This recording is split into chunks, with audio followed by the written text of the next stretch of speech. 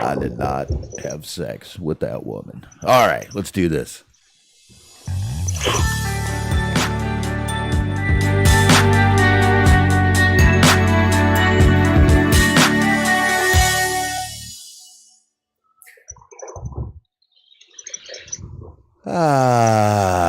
Yes, folks, it is Wednesday night. That's right, it is Boxman and Wrestling Outlet. I hope you are all doing well. Why am I talking like Keith Lee? I have no clue. But anyway, hope everybody's doing well out there. This is Wednesday. This is Wrestling Outlet. I am Boxman, as I said before, and of course, alongside for the ride. Hey, look, it's me, the voice of Innovation, Smart Walker. How are you? Doing good, man. Doing good. Some strange things happening, but everything's going pretty good. Very nice. My kids are screaming. As you can see and hear, my kids are screaming. I have children yelling. Whatever. No big deal. It's all right. You know why? It's what happens when you're live. Nothing we can do about it. Your sweatshop has become unruly. Yes, my sweatshop. I'm not sure what we produce here, but not much, I can tell you that. Fish. My wife is getting back into the fish thing. So that's what she'll be doing. Corridoras and plecos and inlers and shrimp. You gotta have the inlers. And shrimp, little baby shrimp. Teeny, tiny, like barely seeable shrimp. So, just the darn cutest shrimp you ever did see. There you go. That's really what they are. They are actually. They're pretty. She likes her shrimp. They're pretty cool. She accidentally killed. She left, right? She accidentally killed like 15 of them about a week ago. That's a part of pet ownership. You can accidentally kill things sometimes. So that happens. I was calling her a shrimp murderer for a couple hours. She wasn't very happy with me at all. Wasn't happy at all. Wasn't happy. No. Then I brought it up again last night, and she was even more pissed off at me. So, what are you going to do? What are you going to do? Nice. Things happen. Things happen. That's all you can say is things happen. Shit happens. Things happen. Shit happens. But anyway, not a shitload of news to get into tonight for everybody, but we do have some fun things to get into and talk about.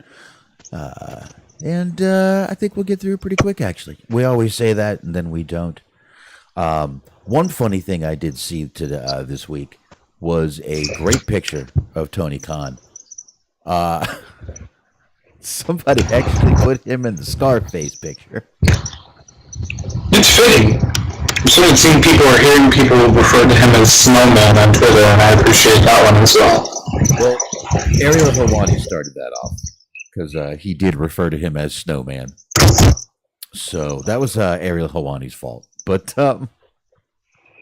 I just thought it was a funny picture. Figured I'd share it real quick. That's they needed a little white powder, though, because Tony had the white all over his nose in that picture. Tony Montana, Tony Khan. It just goes together.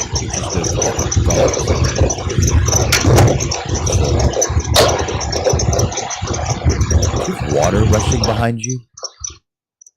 Whoa, it stopped. I'm sorry, I didn't hear any of that. It sounded like you had water rushing behind you for a second there. I don't know what's going on. The audio keeps kind of cutting in and out. That's weird. Well, sorry about that. Let's hope it gets better. We're not dropping frames, so that's a good thing. But the recording's on, so we're okay, I guess. But, all right. I guess we can just go ahead and start getting into a few things, I guess. Let's do it. Let's just go ahead and start doing it. There we go. I like it. We'll do that real quick. Let me move this over here. Put this right there. Shove that right here. Okay, I've been shoving and moving things real quick. Now I can see what I'm doing. I shoved and I moved. I shoved and I moved. Anyway. Just don't push and pull. I would never do that. Never. All right, folks. Well, there was some rumors a few weeks ago about some people going into the WWE Hall of Fame. They haven't really announced anybody. It's been kind of non-existent. No one's really known what's going on. Well, we did get one last week, which was Rey Mysterio. So Rey Mysterio is the first one being inducted in the WWE Hall of Fame, being inducted by Conan. Konami. Konami,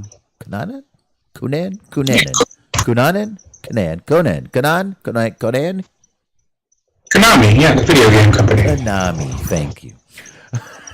Being inducted by Conan, though. That's pretty cool. But we got another one today. Ric Flair announced on the bump that the great Muta is going to be inducted into the WWE Hall of Fame. I'm happy about that. I'm very happy about that. I think he deserves it. My son is over here needing a hug real quick. So while that picture is up, Smark, you can go ahead and talk real quick about Great Muta for a second. Yeah, cool. I'm excited about that too. It's a pretty good thing. They seem to have a good relationship with him because they had Shinsuke go over there and work one of his last matches of the big retirement special that he had. So they seem to be on good terms with him. They seem to value his presence and what he has to offer to the overall wrestling world. So it's pretty cool that he's getting into the Hall of Fame. I'm curious to see who's going to induct him. Yeah, I am too. Maybe Ric Flair. Ric Flair's down to do anything, I think, right at this point. So, I don't know. I know why your sound is a little off. Give me 1 second. I know why I can't adjust your sound also. Give me 1 second, Smark. Maybe it'll be Japanese wrestling legend Lord Tensai. Okay, so I just fixed that. But now, hold on. Now I only hear you in one ear. No. Did you create a rift in space-time continuum again? I might have. Hold on. One damn thing. It's a butterfly effect. Why is that? Give me 1 sec here, folks. Hold on 1 minute. Actually, because I'm kind of like JR. I'm only talking from one side of my mouth, so you're only hearing me one side of your ears. Yeah, All right, hold on a second here. Try that again now. I said it's because of like JR. I'm only talking from one side of the mouth, so you're only hearing me from one of your ears. I'm trying to make sure it's not the headphones, but you are definitely only in one ear of mine. Talk one more time, please, loud. I will talk as loudly and as proudly as I can, good sir. Oh, no, you're definitely on mono here. All right, give me 1 sec. Let me do one more thing. Stay right there. I definitely had mono like 5 years ago. It's an outbreak. It was tragic. Just hold on a sec. I'm trying to fix this for it being a prick. Hold on 1 second here. Line in. Sound blaster. Everything should be good. Let me go here. Do this. Welcome to Tech Support Radio. Stephen Butler's asking if we could remember anybody else before Muta using the moonsault. I can't. No, do me a favor. I think I got it. I think I actually got it. Go ahead. Go ahead again. Yes. Speaking, talking, communicating, or orating, if you will. I got you. No, we're good to go. We're back. Sorry about that, everybody. But all right, now everything's fixed. For some reason, I was telling Smark this morning, all my audio, I really had to redo like all my settings today. There was an update. Yep, there's always an update. There was an update. Every time there's a fucking update, I got to redo that shit. Moonsault. It's a good question. Moonsault. Possibly. I mean, that's usually the case with like most wrestling moves that we have today. It's just somebody did it in Japan and somebody else stole it and popularized it. That's usually what happens. Yeah, pretty much. So might have been. But we do have some stats right here. We can go ahead and just read right off this little picture here off of BT Sport. 3-time All Japan Heavyweight Champion, 4-time IWGP Heavyweight Champion, G1 Climax winner, 1995, 1-time GHC Heavyweight Champion, 1-time NWA World's Heavyweight Champion, 13-time World Tag Team Champion, President of All Japan between 2002 and 2013, and one of the 5 wrestlers to win the 3 major, I can never say this word, Puro, just go with that. Puro Championships, and the innovator of the Muta Lock and the Shining Wizard. That is the Great Muta. I got a second picture here if you want to check out there we go. Another kind of a newer picture of him. Still, he got more menacing as he got older. Right? He definitely, I'd be scared of this fucking guy right here, man. Absolutely. I mean, I'd be pretty scared of this guy right here. With the black tongue, and I've always said before, though, I am a huge fan of Mist. So but I'd be scared to death of him. But this guy would really scare the fuck out of me. Okay, so I did some deep diving on this. I looked up who invented the moonsault. Okay. So what we have here is apparently it was invented by Mondo Guerrero, I'm assuming some relation to Eddie. Mm-hmm. Much of its popularity in both Japanese and American wrestling is attributed to the Great Muta, despite it being used in North America by, get this, Lanny Poffo, years before Muta came from Japan. So apparently Lanny Poffo was out there doing the moonsault and sucking himself off. What a rock star. Oh, rest in peace, Lanny Poffo. Mm-hmm. It's going to end up turning out that, retroactively, he is responsible for inventing, 50 moves that we just didn't realize it was his. He's going to become, the new Dean Malenko. Good for him. I hope he does. He could use a little bit of clout. Old Lanny. Mm-hmm. Damn Macho Man took all his fucking steam. Every bit of it. So, but anyway, we can go ahead. So that's pretty cool, though. Muta going in. I guess there's some rumors about possibly Stacy Keibler. That was a whole little thing that happened that turned out to not be true. But there's one rumor that Stacy Keibler might be going in also. So, I don't know. But it was definitely announced. Like I said, Ric Flair did this on the bump today. They had announced that Ric Flair was going to make an announcement. Everyone was wondering what it was. What could it be? Most people were basically saying it's going to be the Great Muta going into the Hall of Fame. And hey, it was the Great Muta going into the Hall of Fame. Mm-hmm. So there you go. I would assume they were going to get more of these coming out over the next few weeks, since I believe the Hall of Fame is going on right after SmackDown in a few weeks. So we'll have to find out about that, man. So, but anyway, folks, I guess on to a little sad news, Smark. Folks, if you didn't notice tonight, right after AEW, we got Young Shelton, I believe is the name of that show. Now, for those of you that were expecting some more slapping, some more power slapping, I'm sorry to say you are going to have to find your power slap elsewhere. It will not be here, folks. It will no longer be on TBS. Absolutely not. Power Slap Season 2? Nope, no more. TBS Media Relations confirmed to MMA Junkie that the slap-biting series headed by UFC President Dana White will not return to the network for a second season after an initial report by MMA Fighting Power Slap 1 The first live streamed event in the promotion's history. It was held Saturday at the UFC Apex. It was streamed online. The video platform was Rumble. And yeah, you're thinking the right Rumble. Rumble, the one that was like kind of rival to YouTube.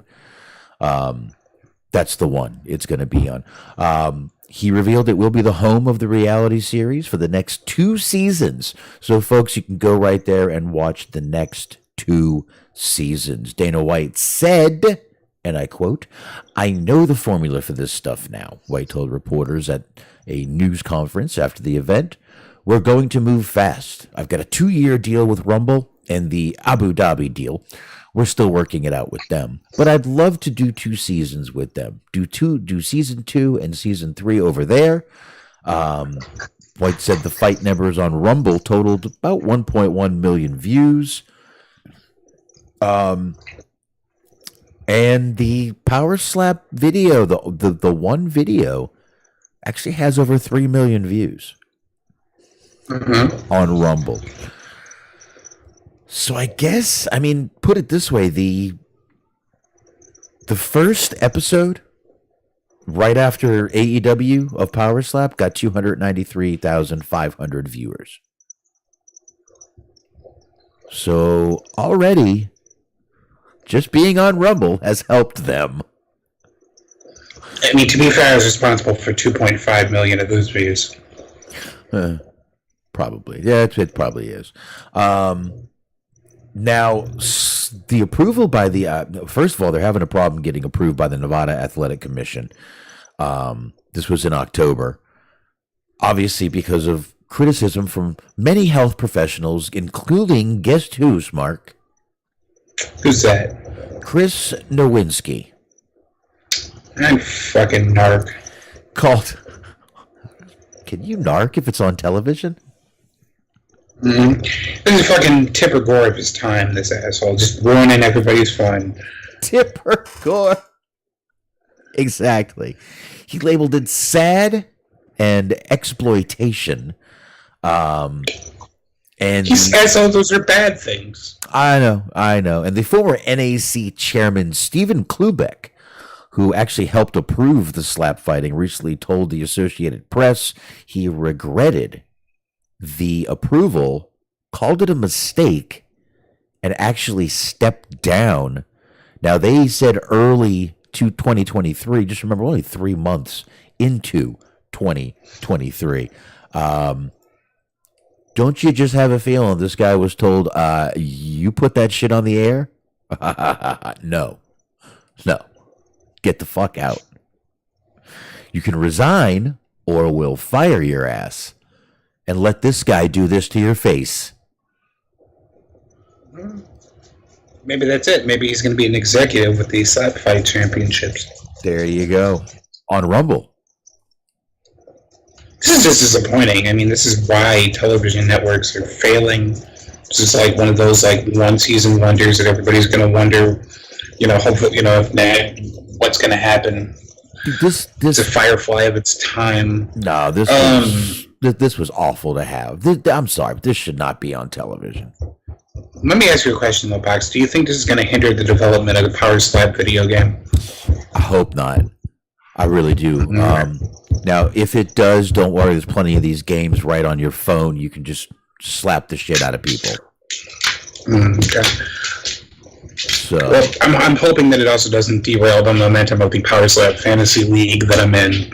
So, I mean, there's a lot that just remains to be seen as yet to unravel. I'm disappointed about the whole lot of this. But, I mean, you can still go to Rumble Smart, so it's okay. That's true. I mean, I'm sure you're already signed up for Rumble, right?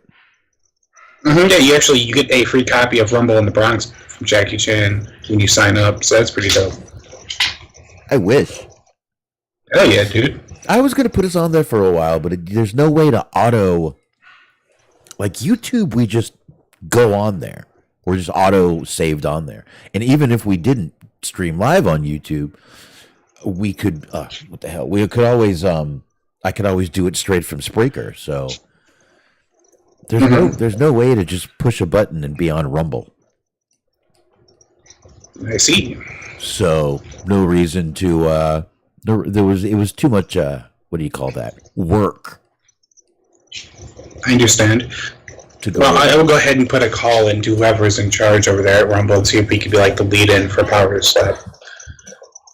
Or the Power Slap post-show. Oh, yeah. There you go. Power Slap post-show. I have to look this up now. I genuinely wonder if somebody does a fucking Power Slap podcast. Oh, I'm sure there is.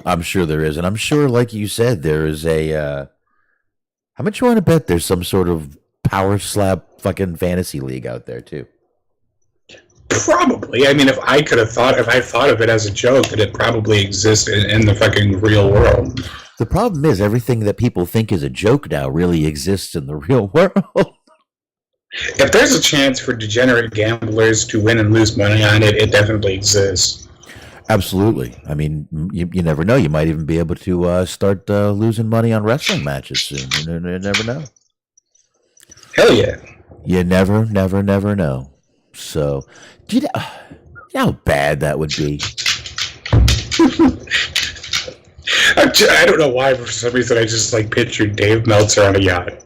But you see, that's not even the thing. Okay, they would have to have these months ahead of time, right, in order to get them sealed, signed, sealed, delivered. And then, okay, so you got let's take Roman Reigns. They have Roman Reigns slotted for this main event at WrestleMania. It's already been put away.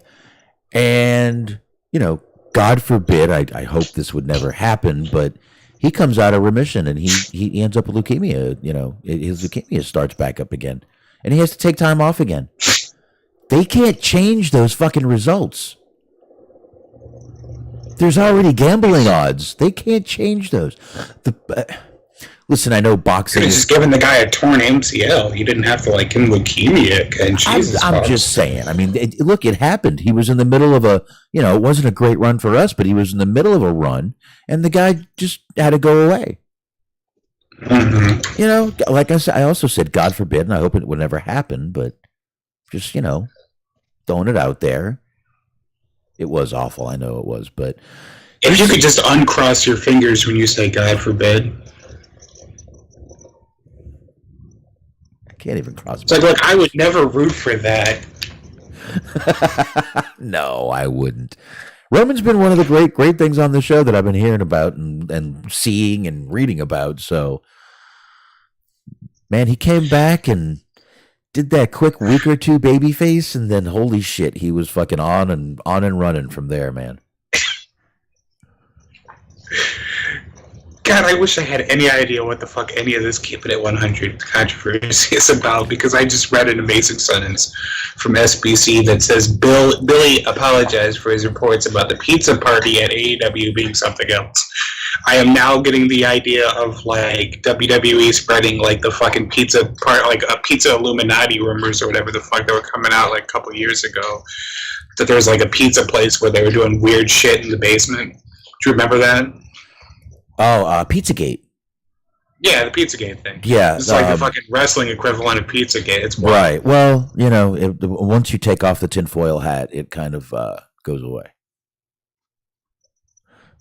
Brian Kendrick believes in Pizzagate. Let's put it that way. Mm-hmm. Yeah, he believes in a lot of interesting things. He's a unique guy. I would bet he believes in Pizzagate. But,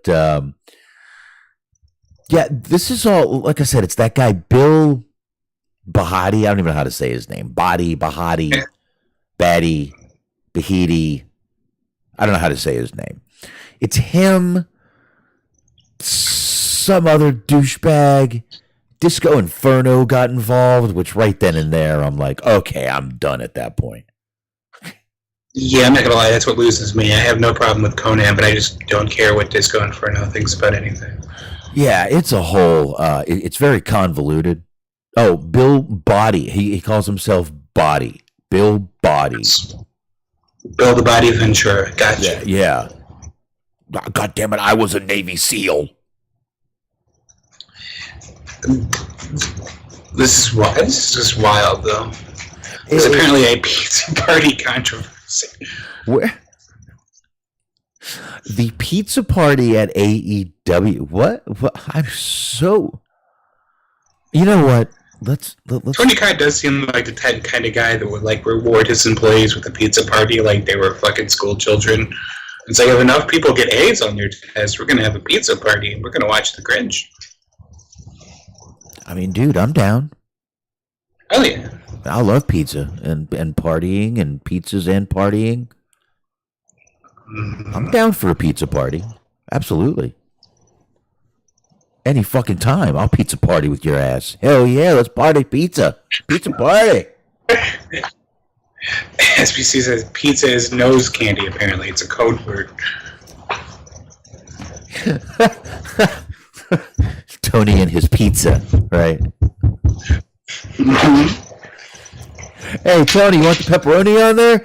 Oh, God, no, not this time. That stuff almost killed me. That's right. It was too pure. I mean, at least mushrooms is still just a one for one. There's no sort of thinly veiled language there. No mushrooms for me. I haven't even done like the magic mushroom. Long. Those are crazy.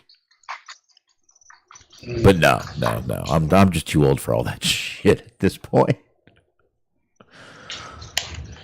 Although the magic mushrooms are also a good, believe it or not, they can cure or even reverse a cycle of cluster headaches. Interesting. So, called microdosing, but yeah, it actually works. So, oddly enough, I've heard Botox can be beneficial to that as well, because it relaxes the muscles and shit, I guess. Botox is more beneficial to migraines. Yeah. It can be. It definitely can be. When I was originally trying to figure out what in the fuck was causing these headaches I was getting, I went to a dentist. They did all these things. I went to a dental surgeon. This guy had a beautiful office right in Boca Raton, Florida. I think I might have told some of this story before. Fish tanks lined the whole, like you know how like most ceilings would have like crown molding. Mm-hmm. This guy had a fish tank around the whole office. It was amazing. It was fucking amazing. But anyway, he wasn't just a dentist. He also did Botox. He wanted to give me Botox. I'm like, dude, I'm 29 years old. What do I need that for? He's like, oh, that'll tighten up those muscles and it'll do something to the nerves and those headaches will go right away. Well, ripping out my wisdom teeth didn't make my fucking headaches go away. So I didn't think Botox would either. It turns out it wouldn't have. So I would have just been in pain and couldn't move my face. Right. That's all I would have been. But Botox can work on migraines, though. Matter of fact, they've told my wife she might want to look into it. So I don't know. We'll see. We'll see what happens. But you know what? Let's. Speaking of fun and partying, MJF posted some pictures over the weekend of what appeared to be his actual bar mitzvah. Now, he had said tonight what a bar mitzvah was, Jewish religion. When you're 13 years old, you have this bar mitzvah. Really, it starts off in the temple. You go, you do kind of the religious thing. You go, Baruch Atah Adonai, and then you go to a huge party afterwards, and that's it. It's kind of like a wedding in a way, but you go to a huge party afterwards, and they actually do that. They take you in the chair, they sing Hava Nagila, and they're throwing you up in the chair. I've seen people fall, but I've been to many bar mitzvahs, and bat mitzvah would be for a girl. So there you go. It seems like a quinceañera, but just with worse dancing. Probably much worse dancing. Probably much worse. But here's Here's some pictures of, see, this was a Maximania bar mitzvah circa 2009. Now he says, you may notice I invented the upside down logo that was then stolen from me years later. I've not sued out of immense respect for said person. Obviously talking about the Miz. And then of course he pushes AEW Dynamite for his rebar mitzvah that we saw tonight. But let's go to the pictures, folks. These are great. These are fucking absolutely great. So here's so this many one. Questions about these photos. What? I have so many questions about these photos. Well, here's one, 2009. Here it is, 13 years old. And he's surrounded by 4 girls. One has short black hair and a wonderful set of personalities. He's got another one who looks like she's about to beat the shit out of him with black hair. A brunette and a blonde, and some people in the background. That's right. Well, one guy in the background, there's a giant picture behind that. Which, if you see that, I just noticed that picture back there, actually. It's like a WrestleMania type poster. Mm-hmm. That's pretty cool. But as you can see, he was obviously a huge wrestling fan, and now, is this one of the pictures you have questions about, Smark? Well, yes, because, okay, like, who hired them? Who are these girls? Like, it's a weird concept where it's like, all right, we're going to have these, like, uniforms made, because, like you said, those are, like, it's like a custom-made logo. So it's like, all right, I'm going to get all these uniforms made. I'm going to pay these, like, strange whores to dance in front of my son. Like, it's very weird. I would say they're probably... God, I hate to be judgmental, but a couple of these girls look like they've turned a trick or two, if you understand what I'm saying over there, Smark. It is New York. Wow, I thought you were going to say stripper. That's like this man's on, like his MJF's dad's out here on Backpage. Fucking getting... I don't even know if strippers would do this for a 13-year-old. I think this would be a... This would working girls. This is like just thematically wrong too, though, because it's not like this wasn't something that WWF had. They weren't like Nitro girls. There was no Nitro girls in WWE. No, we just got 4 good-looking girls. I mean, this one looks like a fucking American Gladiator with the black hair. Look at her.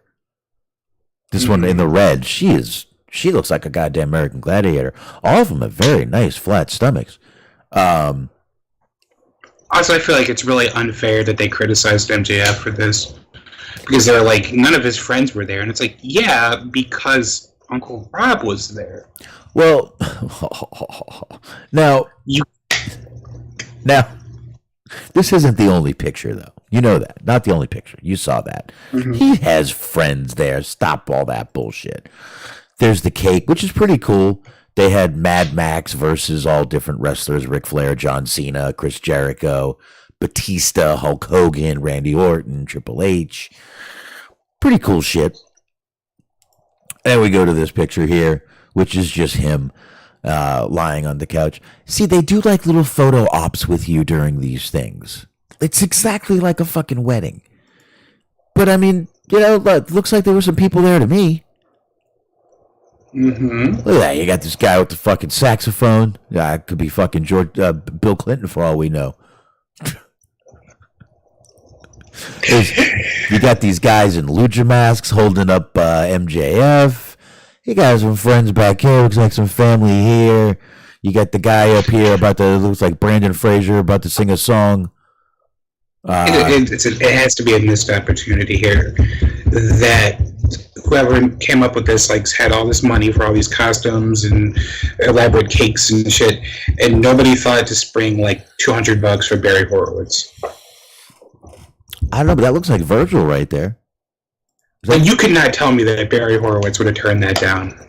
Dude, nah, probably not. But I will tell you, bar mitzvahs are fucking fun to go to.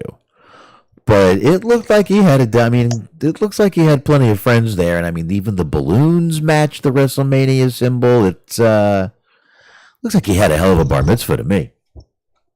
Hold on one second, everybody. If you'll just excuse me for 1 second here, I have a little something to attend to. Cheers to the wife. Cheers to everyone out there.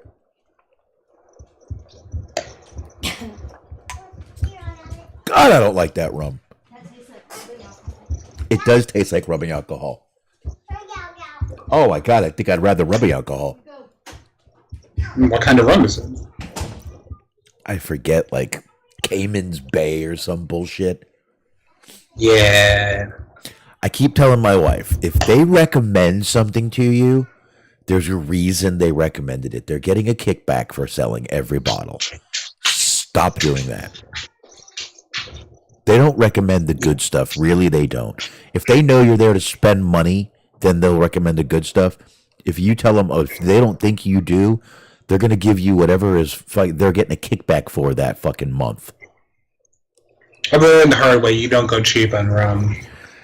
Like vodka, you can absolutely do. It's the same shit no matter what. Don't fall for it. But rum, you got to be a little bit more careful. Amaretto? Dirk, I like amaretto.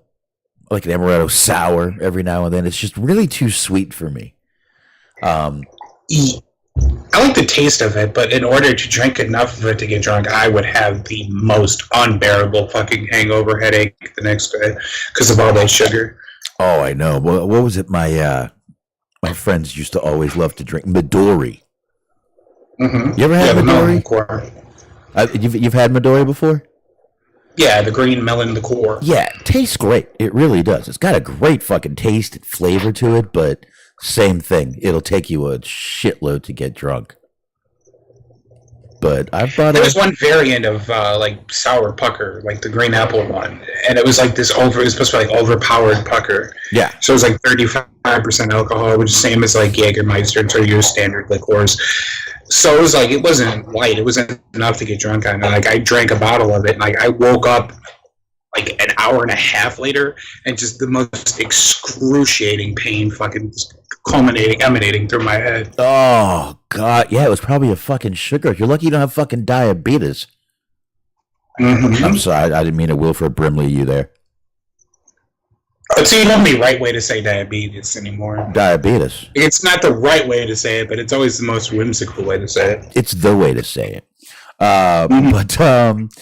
So yeah, MJF, obviously Smark had a great time at his bar mitzvah. I would have a great time at this bar mitzvah. But you know, according to the Jewish religion, you are a man at 13 after your bar mitzvah. And tonight he said he lost his V card. I'm sure most of you knew what that meant. So the implication is that he fucked one of these women, yeah? I mean, that's what he's trying to get at or allude to. I'm not saying that's what actually happened, but that's the reference. Maybe, but I believe that would be statutory rape still, so I don't think he would say it if he did. I'm sure it was I'm sure there were... Just a reminder, Rob Feinstein was there. I mean, I know I'm double dipping on that joke, but just, keep that in mind. I don't see him in the picture. Maybe it was this girl. I don't know. This girl's pretty. He was the one in the mask. There was a reason why his face had to be obscured. There's usually a lot of people at one of these, though, and it's your whole school, all your friends. But I actually never had. I never did the bar mitzvah thing. No, I never did any of that kind of shit. Like, I know, like, Sweet 16's more, like, for girls, but I didn't do one of those. I didn't get, like, a car or anything. Yeah, I never did the bar mitzvah. I regretted it when I went to my cousin's, and he made, like, $8,000. Mm-hmm. I was, like, 22. Like, can I still do this? Okay. Can I still? Well, according to Tony Schiavone, you can, and it's going to be a couple decades away, but apparently when you're like 83 or 87, I forget which number, you can get I don't understand what purpose that would serve, but I don't know either. You're a man again? I don't know. But I just never did it. I didn't want to go through the whole thing. I didn't want to.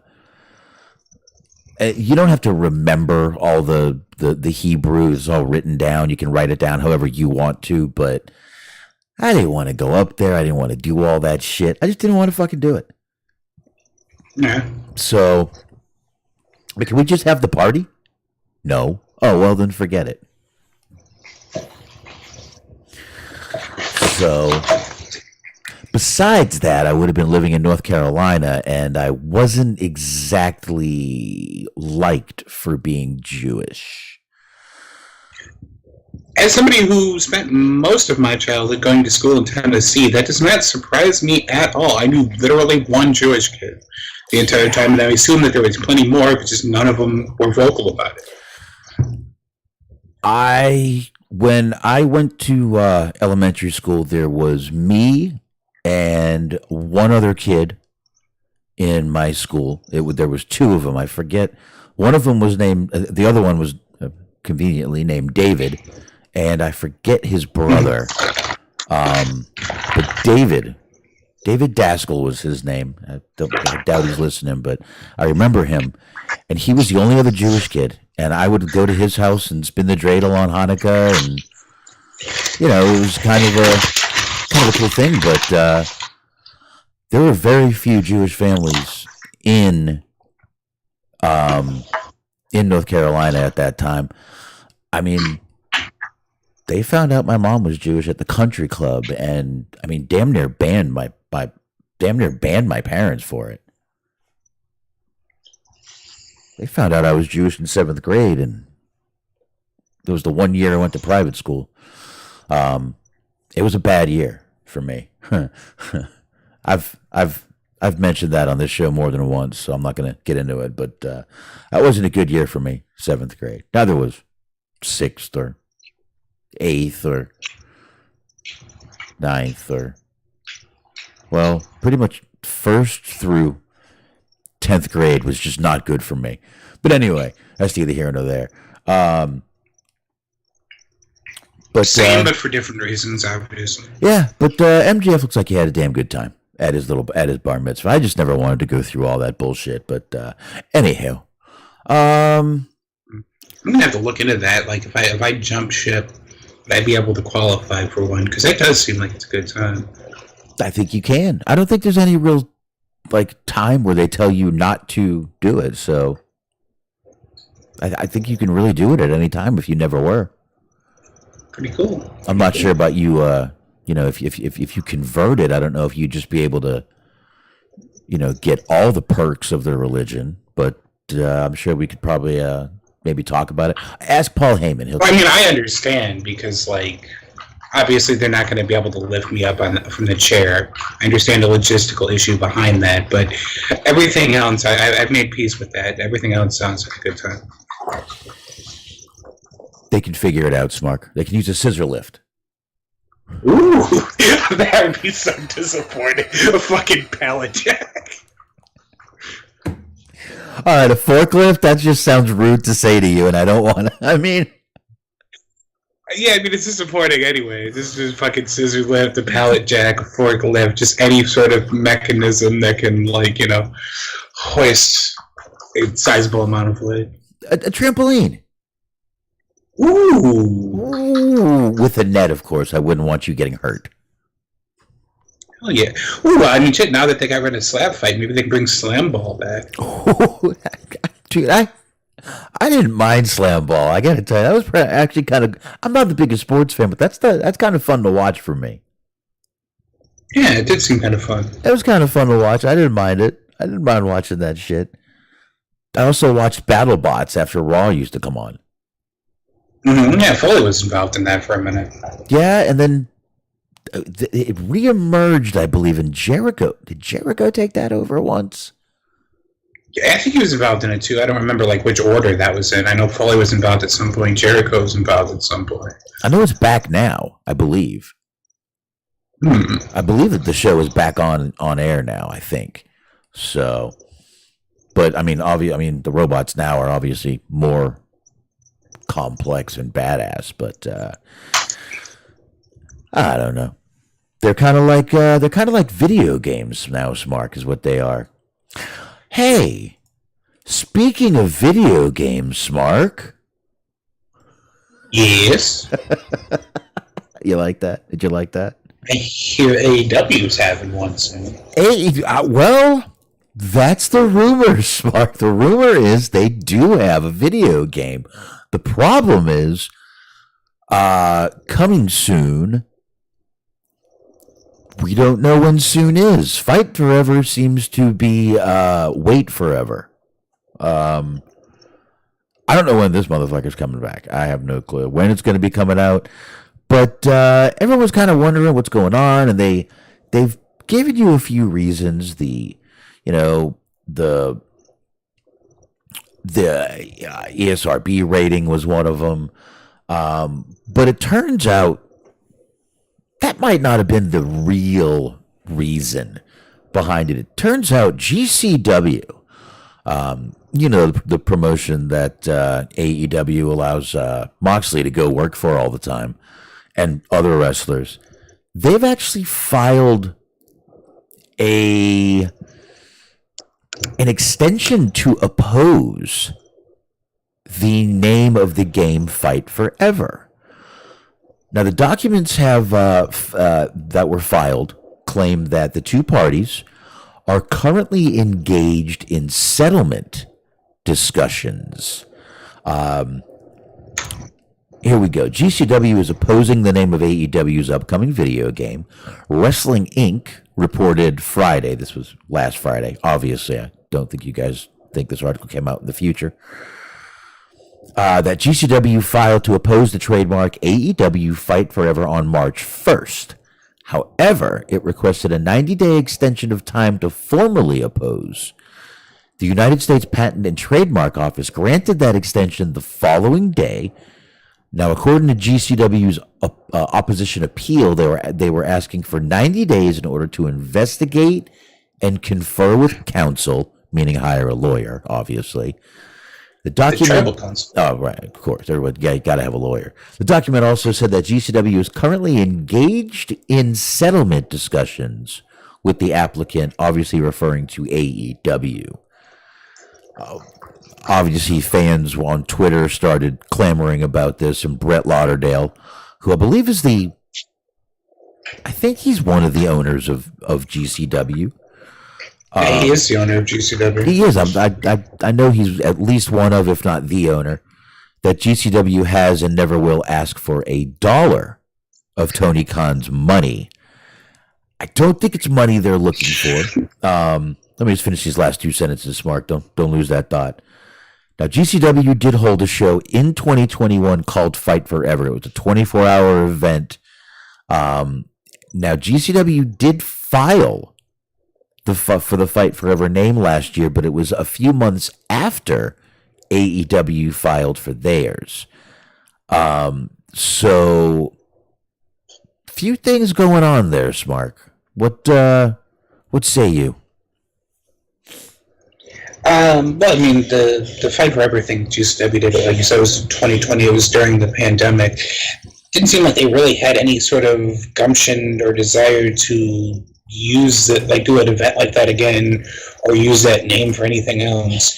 And like you said, they filed for it, but they filed for it too late. So it's like, really, what can you do about that? Really, the only thing that it's doing, I guess, essentially, is guaranteeing that you get never have any more AEW people on GCW shows again. Like, all you're doing really is just fucking shooting yourself in the foot with that. Like, you haven't used it for anything in a very long time, and it's only going to essentially be, not very beneficial for your company moving forward if you're hurting business relationships for seemingly no apparent reason. I guess it's a principle of the matter, but still. What I think and what I read is that GCW only wants to, they don't want to use the name for like a pay-per-view or, well, all their shows are technically kind of pay-per-views, but they don't want to use the name for anything like that. They want to use it if they have charity events, like a 24-hour thing to raise money or something like that. That's what they want to use it for. So I think they're just trying to get AEW to say that they can do that, and then it's all over. They can keep the video game, and these guys can use the name. I'm sure it'll be like once a year they'll be able to use the name, and that's it. So I don't know. It just seems that there's like I'm not going to say a new excuse, but it's been like, oh, it was the rating. Oh, we just can't get this right. We can't get that right. Oh, it's this now. Now it's a trademark fight. What's next? What's next? I have no clue.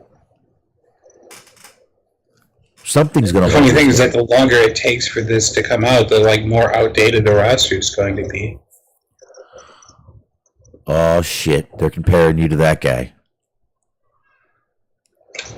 Well, no, forget it.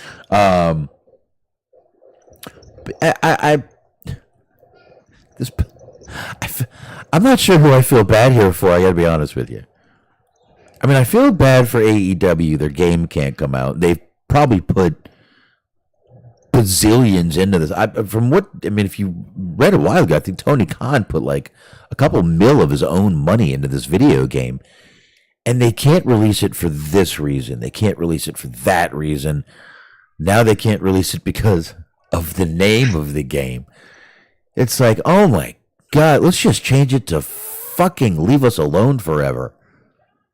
Mm-hmm. I mean, I don't know. Eventually this game will come out. I hope with all the extra time they've had, they've been able to work out all the bugs. This game, I hope, comes out is pretty badass. And like I said, with all this extra time, there should be zero glitches or bugs with this game when it comes out. You would hope, but I mean, it's inevitable that there will be. That's just how it happens now. It releases, there's a bunch of glitches and bugs and shit, and then, like, a month or two later, you download a fucking 40 gigabyte patch for it. There you go. Oh, there you go, Dirt. Call it This Is Awesome. They could call it Holy Shit. That seemed to be the chant tonight in Winnipeg. Over there in Winnipeg. But, you know what? Let me get to, I think I've only got one more. And then... Okay. And then... Yeah, go ahead. Now you want me to go with mine? Sure, go ahead. Then mine's an AEW, and we'll get right into AEW. Really not a lot of news tonight, folks. Sorry about that.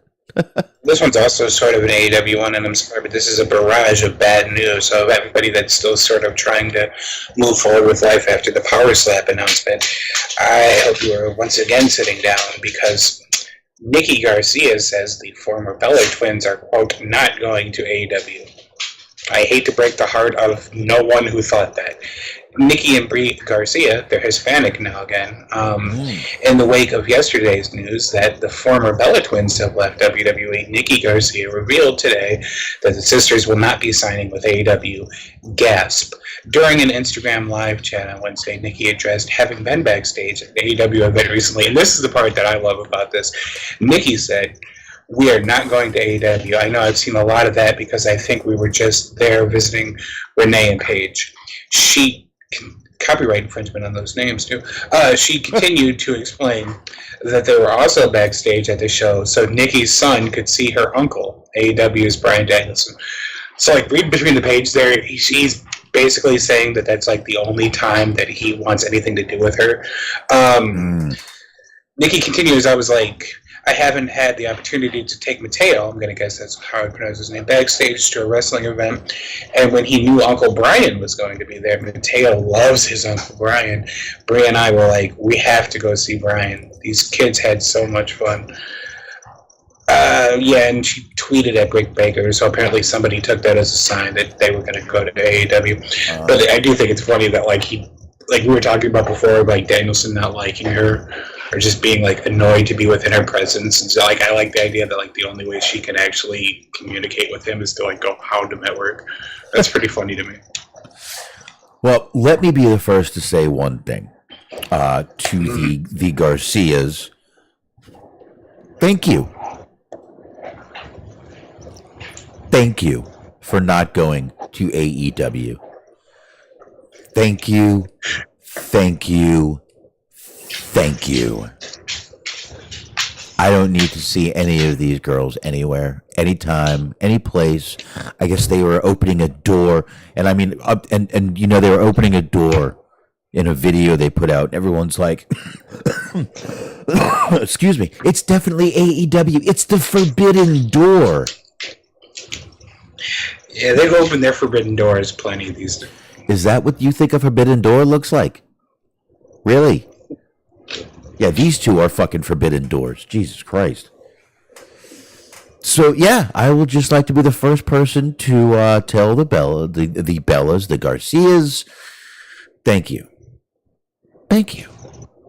They're both moms now. Aren't they both moms now? Yeah. I guess. Yeah, Yeah. Both of them are moms now. Stay home with your kids. Mm-hmm. Stay home and do stuff with your kids and go to wine tastings and do everything that you did on the Bella Spin show. class. There you go. Spin classes, maybe whatever what is that? Roomba? No, not Roomba. Hot yoga. Hot yoga. There you go. What? Go fucking brunching, get shit faced at fucking 12 in the afternoon. Did you come in just for a huggy? Yeah. Well, do I get a high five?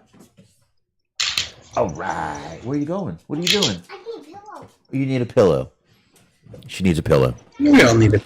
Now I got a dog. Now I got doggies in my room. Hi, doggy. Bye, doggy. I do have my Boston Terrier right here. Just chilling out, sleeping right there. Little furry Blur. The furry Blur is my dog. That's what the furry Blur is right there. My dog. He's a good boy. He's a good dog. What happens is they start going out there, they start running around together. But if you put this old man right here on the bed, he's too old to get off the bed. Yeah, he's an old man. That he is. Here, let's see here. Yeah, you can see him now, right? Let me see. No. Oh, yeah. Yeah, there he is, just chilling over there in the background. He don't move much. He don't move much. He doesn't have to. So, anyway, yeah, awesome. That's good to know. The Bellas are no longer, or the Garcias are no longer going to be, hopefully, on television wrestling. We still see them on weird TV shows we never expect, but whatever. Mm-hmm. Thank you once again. I can't fathom I can't fathom anybody actually thinking that was going to happen. And like, who was clamoring for that? Who wanted that? I mean, granted, we did have fucking old girl from Total Divas who was on there like a year or two ago. The one that wasn't Naomi Cameron, I think it was. What was she? Yeah, she was on there for like 1 week. It was weird. It was like pandemic time. She just like randomly showed up on an episode of Dynamite and like wrestled a match and then lost and then just faded back into obscurity. Also, yeah, that is a Rottweiler. My dog is a Rottweiler. Rottweiler mix, but yeah. Oh, see, I completely forgot about that when she was on there. I completely forgot about that shit. It was literally a one-off appearance, just kind of on a random episode of Dynamite, but she was on there. Obviously didn't faze me at all, so all right, let's go ahead and do this real quick and get to this last little story here, then we'll get right into this AEW Dynamite show from tonight. But let's go ahead and do this real quick. So AEW, speaking of AEW, it looks as if they are getting another show.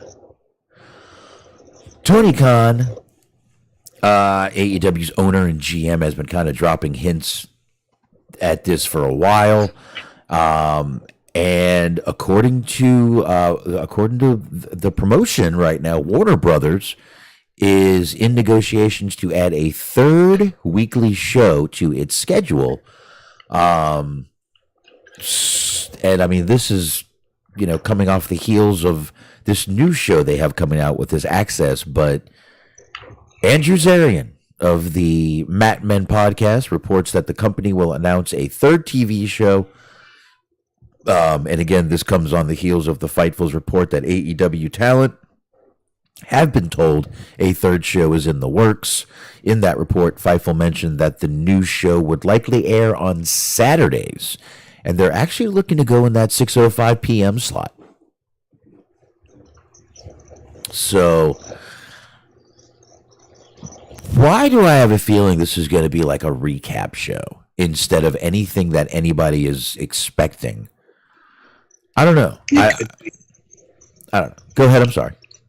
No, I mean, I'm saying it could be. There's really nothing that they could do that would make me want to watch the show anyway. So, like, it really doesn't matter what it is. Because, like, if it's an actual wrestling show, then it is one of 3 weekly televised wrestling shows that you have. One of 5 if you include the Dark Elevation. Mm-hmm. And just, it's fucking too much. There's so much fucking. I mean, it is, man. It's getting to be way too much shit out there on for wrestling. But I mean, what are you gonna do? But I mean, like I said, they've got this action. What am I suddenly fucking? I suddenly sound like Sean Connery. They have access to that new Access show. No. They have that Access show coming up now. The Rampage, which you have said 1,000 times, and I agree with you, nobody's watching that shit. No. So now they want to do a show Saturday at 6:05 p.m. So Friday night, they're already doing it when people are starting to hit the fucking streets and go out, because no one goes out early anymore. Everybody goes out at 9, 10 o'clock. So that's when they're going to put that show on. And then at 6:05 p.m. on a Saturday, when people are either have been drinking all day already or are about to go out drinking all night, let's put that shit on at 6:05 on a Saturday. Bro, this ain't 1985 anymore. It's not going to work. It is not going to fucking work. No. Trust me, you don't need to tell the Bears fan that it's not 1985 anymore. I'm reminded of that on a daily basis. Anyways, yeah, no, it's too much. Too much. And again, even if it's not too much, it's a bad spot. Now, it wasn't a bad spot then. It's a bad spot on television now. I just think there's just too much. It's starting to get oversaturated. It really is. It's just, oh my God. Let's see. I mean, it's sort of a problem throughout entertainment right now. It's just quantity is way more important than quality to a lot of these people. Just throw as much shit out there as possible. The sort of Netflix motto of you just put a bunch of shit out there and then, you hope that some of it sticks and lands, but it's all oversaturation. Well, I mean, that's great to throw a bunch of shit against the wall and see what sticks, but this isn't a fucking sales team. This is a fucking television. All right, so let's see. Monday, you've got Raw. Tuesday, you've got NXT. Wednesday, you've got Dynamite. Thursday, you've got Impact, I think, Thursday, and I think ROH is now dropping on Thursdays on the Honor Club. Friday, you've got SmackDown and Rampage. Saturday, you're going to have 6 out of 7 days a week. And then, God forbid, there's a fucking pay-per-view. Every night is taken up. And whatever the fuck MLW is. Well, no one knows right now if MLW, as we said last week, we're not sure if MLW is going to get another deal on Reels. Mm-hmm. Plus, you've got the little shows if you're a fan of like either NWA or even the indie shows or something. Every fucking night can be taken up. If you're a wrestling fan, not even little shows. Like right now, they're doing the New Japan Cup. So like some of those shows are on Tuesdays or Wednesdays or Thursdays, like just randomly throughout the week. So there's a whole fucking bombardment of wrestling right now. Yeah, and I mean, like you said, even like or even some of the smaller shows, like GCW has a show like every other week, right? More or less, yeah. Especially they're gearing up for WrestleMania weekend. Okay, so you got they're gonna all have a lot of that. shows. Yeah, you got all that. Like you mentioned, MLW. I mean, how much? I mean, what do they want us to do? Spend our whole fucking lives watching wrestling? I got a job. I got kids, man. I got kids. I got a job. I got fish. I got dogs. Shit, I live a fucking country music song, and you don't even fucking know it. What's funny is I am lightly listening to music in the background as we have this conversation, and as you were saying that, it's fucking the song Rowboat by Johnny Cash. So like, country music is literally playing as you say that for me. I thought you didn't like country. Yeah, for the most part, I don't. For the most part, you don't. I mean, we pretty much established the 90s country is acceptable in my book, and then an odd song here and there. See, I think 80s country should be too, because honestly, 80s country, people don't understand something, and I used to say this to Shaheen. The Eagles were 80s country. Late 70s, early 80s, the Eagles were country. Country back in those days was a little different. It was more like, it was Southern rock, is what it was. I love that 80s. I mean, that really doesn't do much for me either. I'm not trying to listen to like Jethro Tull and shit. I like Jethro Tull. I mean, that's fine, but I'm just saying me personally. The master of the rock and roll flute. Don't fuck with Jethro Tull. No, there will be no fucking with Jethro Tull on this show, my man. No, fuck that. I'll fucking turn your volume down. I have the mixer. How dare you? Kiss my ass, Aqualung. Fucking give you a bungle in the jungle. For the right price. I might even throw in a reach around for the right price. It's gonna cost you. All right, one bungle in the jungle, reach around included, okay? All right? Now, where's this jungle you were talking about? No, believe it or not, I actually saw Dolly Parton over the weekend. Oh, did you go to Dollywood? Yeah, it was opening day. You really? She was there. You did? Yeah, I shit you not. She was part of a parade. She still looks good, doesn't she? From what I saw, I mean, she looked exactly like what you would expect, like you'd see on television and shit. Yeah, I've seen. It was one of those real, like, because everybody was in line. It started at I want to say 3:30 or 4 or something, but like everybody was in line for like where the good vantage points would be for like 2 hours or longer. So it just happened to be that I stumbled upon one of like a part of the route that was relatively unattended, and there was like a spot where you could sit down. So that's what happened, and then I saw what I could see of her, but yeah. Nice. Yeah, I've seen some pictures. She still looks very good for her. I mean, for her age, and she's always looked good, though.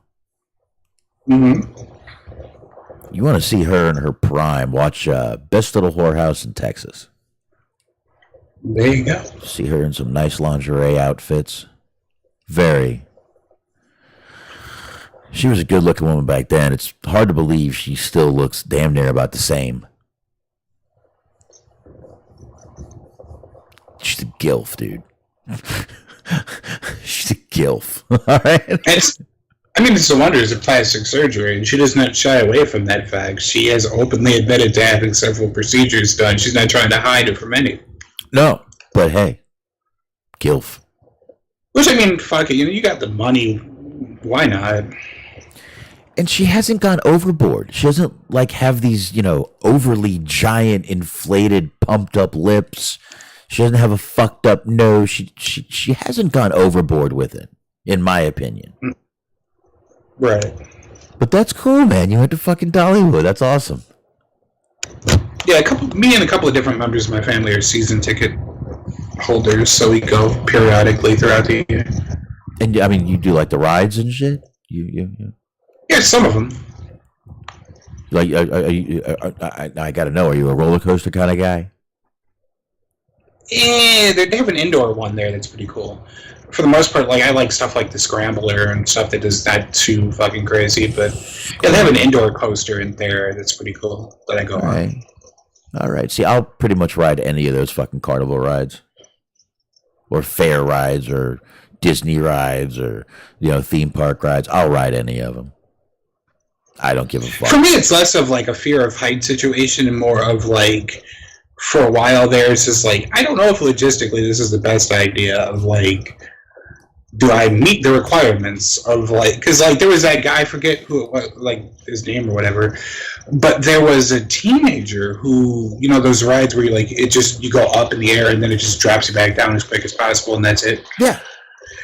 There was a kid there who was like a similar size that I am, and he was having trouble getting the harness or whatever to close, and he ended up falling out of the thing and he died. It was like 2 years ago. It was all over the news. I remember that. So it's like, that is my problem more than anything. It's like, I'm not scared of the rides itself, more of like, what if the seat restraints don't work the way that they should for somebody of my size? Not a fan of that idea. See, that's what my dad always worried about. Well, on those like carnival rides. I mean, they're fucking. Let's face it. Those things are put together by fucking.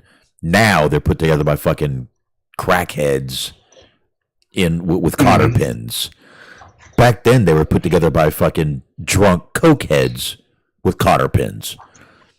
Right. But there was literally like a rash of people back then that were literally getting fucked up on carnival rides, dying, getting heads taken off, all kinds of shit. So we would go to the carnival, and my dad would never let us ride rides. Never. We would play every game in the fucking world. I've already talked about my love of carnival games. That was just a few weeks ago. I'm not going to bring it up again, but we would play carnival games, but my dad would not let us ride the rides. So, boy, when I was fucking old enough and I could go to the carnival my goddamn self at 16 years old, actually 15, I rode fucking everything. Mm-hmm. I rode the Kamikaze. I'll do the fucking Gravitron. I'll ride the fucking Himalayas. The Himalayas is fucking awesome. Oh, yeah. Because that was always great when you were a kid, and they would have the Himalaya, and if it's the one I'm thinking of, it's like you get in those little carts and they just spin you around in a circle, more or less, and there's usually like an incline, and they'll play like current day rock music or whatever. So it was always a great place for essentially teenagers to just go and you get stoned and you ride the ride and you just have yourself a time and a half. And you have the strip bar DJ guy yelling at you. Mm-hmm. Yeah, that is a pivotal part of that as well. Yeah. Of course it is. All right, guys. I like the pirate ship ride too. Love the pirate ship ride. Love the pirate ship. I love that one. I love that stomach drop feeling. Mm-hmm. I really do. I really love that shit. That's like probably like the extent of my adrenaline junkie right there. I love that stomach drop. But I mean, I've never like jumped out of a plane or anything, but I don't think I could do that. That's one thing I don't think I could actually do. But I love that stomach drop. So I love that's why I like the roller coasters. You go up and you're the click click click click click click, and you're anticipating that whole feeling. That time you click click click click click click click click, and if you're a weirdo like me, you've got the cliffhanger from Price is Right going in your head, and then and you're going up, and then you just go, and you get that stomach drop, and I love it. Mm-hmm. I love it. I fucking love that that feeling. I don't like doing it in my car. I hate it when it's in my own car. But yeah, I love all those fucking carnival rides, man. Every fucking one of them. And I love theme parks. Best theme park I ever went to, what was it? Cedar Rapids? Grand Rapids? Cedar Rapids, I believe is the name of it. I think I've mentioned this before. Some of the best. Grand Rapids is Michigan. That's where it is. That's where I was in Michigan. But are you talking about Cedar Point, maybe? Cedar Point. It was in Ohio, I believe. We went right across to Ohio, I believe. Sounds right. But they had some badass fucking roller coasters there, man. Fucking awesome roller coasters. I loved that place. It was fun. We had a good time. And when we went, the weather was terrible, so there were hardly any lines for the rides. It was cold. It was rainy. I was absolutely miserable. And then we went and got some beers and we warmed up. Mm-hmm. After 3 beers, I'm like, woo, I'm fucking warmed up now, baby. Let's go ride some rides. Okay. There you go. Yeah, so we did. And then it started raining again, but they gave us they were selling ponchos for $2. Or you could buy a rain jacket. You could actually buy a rain jacket if you wanted to spend $65. I would just get wet. I just fucking deal with it. I know it sucks being wet and then whatever the temperature was, but I just deal with it. $2 poncho, dude. $2 poncho. It was worth it. And plus, like you said, if you were drinking, like I probably would have, been slightly drunk and not get cared anyway. So. Oh yeah, and then we decided to go on the Ferris wheel because I needed a place to smoke a joint. That's usually what the Ferris, like, unless you're like a married couple, that's kind of what the Ferris wheel is for. Oh, it was always sort of debauchery of some kind. When we got to the bottom, they were still loading it. The guy grabbed my joint, took a couple hits, then let us go. The fucking guy running the ride. I'm like, oh, great. I think it's a bigger problem for you than it is for him because, like, I don't know if I would want something that, like, a carny has had in their mouth. Well, I was trying to, remember, this was Cedar Point. It wasn't really a carny. They worked there. But I was trying to keep it, it was in, down. And I'm like, oh, my God, he's going to smell it. But he saw the smoke coming out of my hand. And he just grabbed it, and he's like, "It's all right, man. Let me. Can I have a couple?" And my friends are like, "Give it to him before he calls a cop." Right. So I did. He took a couple. Let me, and we rode that thing for a couple more times. There you go. So we've got Six Flags over Texas. I'm not far from Six Flags. I'm 30. I'm not 30. I'm 30 minutes from the highway. I'm probably an hour from Six Flags from here, from my house now. Some pretty badass roller coasters there. I've been there. Last time we went there, it was pretty badass too because we got there late in the day, and I mean we were there till damn near closing. And if you're there that late, they'll let you sit on the ride for 4. We went on one ride 5 times, back to back to back to back to back. We didn't even get up. It was pretty fun. I'm not gonna lie, my back hurt and my stomach didn't feel great after the 5th time. I bet. Yeah. I was like, never been to Six Flags. Yeah, that might not have been the best. It was the Batman ride we were on. Mm-hmm. And the Batman ride shoots. It's like a launch pattern. You're sitting there. And there's nothing, and then literally it launches you, so you shoot back, and yeah, my back and neck are already pretty fucked up, so that didn't help at all. But I guess that's enough about fucking theme parks. There you go. I mean, they already closed down Space Mountain. I don't know what Ric Flair's going to do now. Sad times. Sad times. Very sad times. Sad day. Sad day. But anyway, I guess to cheer us up, we'll talk a little bit about AEW Dynamite.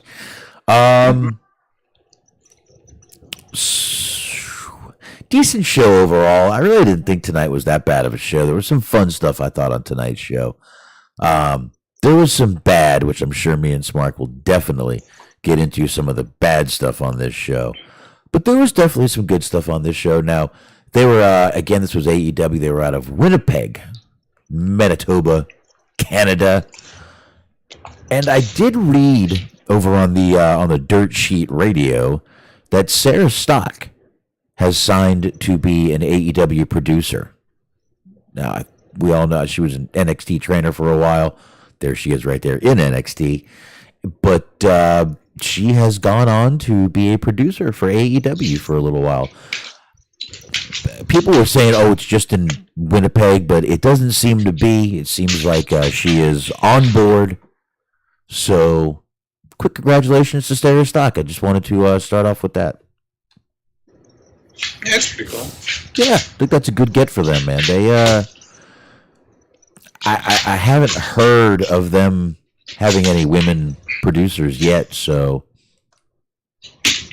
good start. Good start, I would say. So we did start off tonight with the Bar Mitzvah Smark of MJF. That is what we started off with. That's what we got, the beginning right there. Justin Roberts brought him down to the ring. And just like in the picture we showed you folks, he had 4 girls with him. He had 2 on each arm.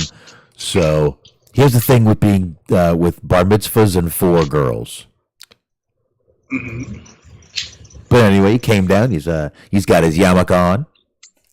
Everybody saw that. He gets in the ring. We get some streamers down in the ring, and it is MJF's birthday. It was his birthday today. MJF. It's technically tomorrow. Is it tomorrow? I think it is. I think you're right. I think it is. By the way, tomorrow is 3:16, folks. Actually, in 10 minutes, it's 3:16 for most of you. Opening day of the NCAA tournament. Bro, this is a wrestling show, Smart. You got March Madness. You got fucking St. Patrick's Day on Friday. Jesus Christ, you're not listening. What? Not this.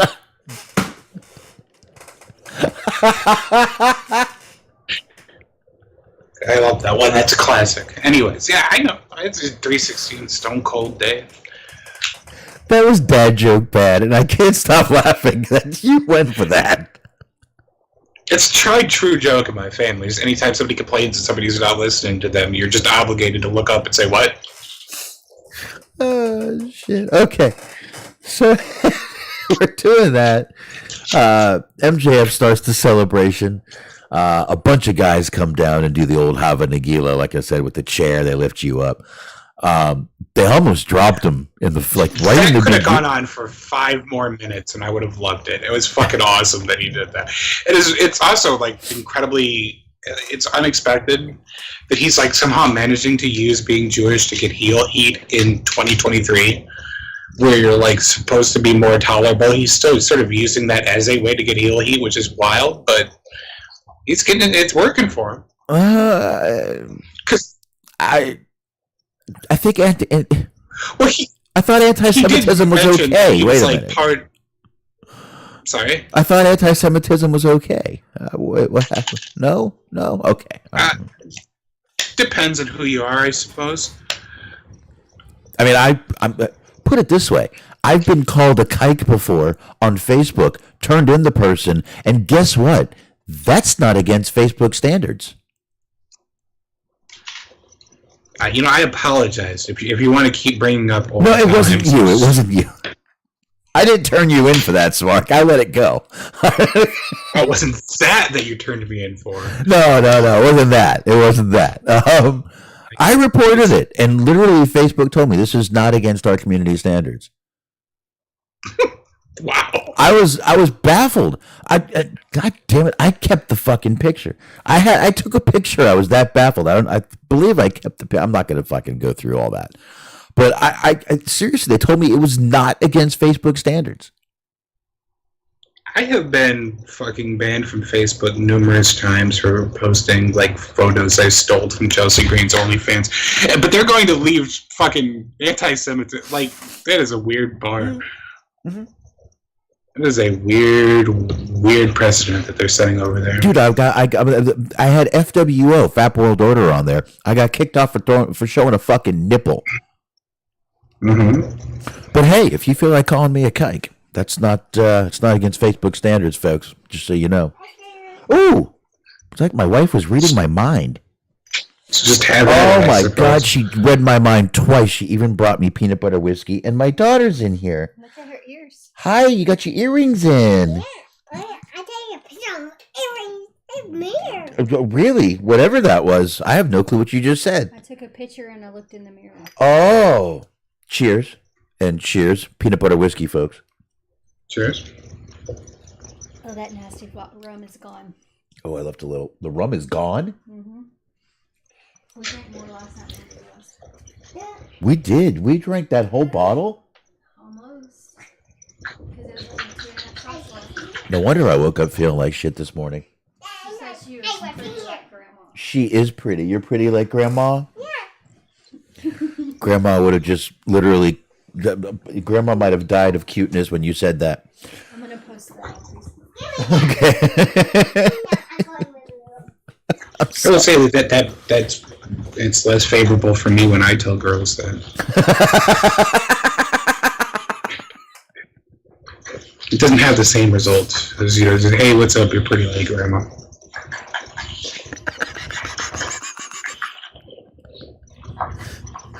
We should name the show You're Pretty Like Grandma.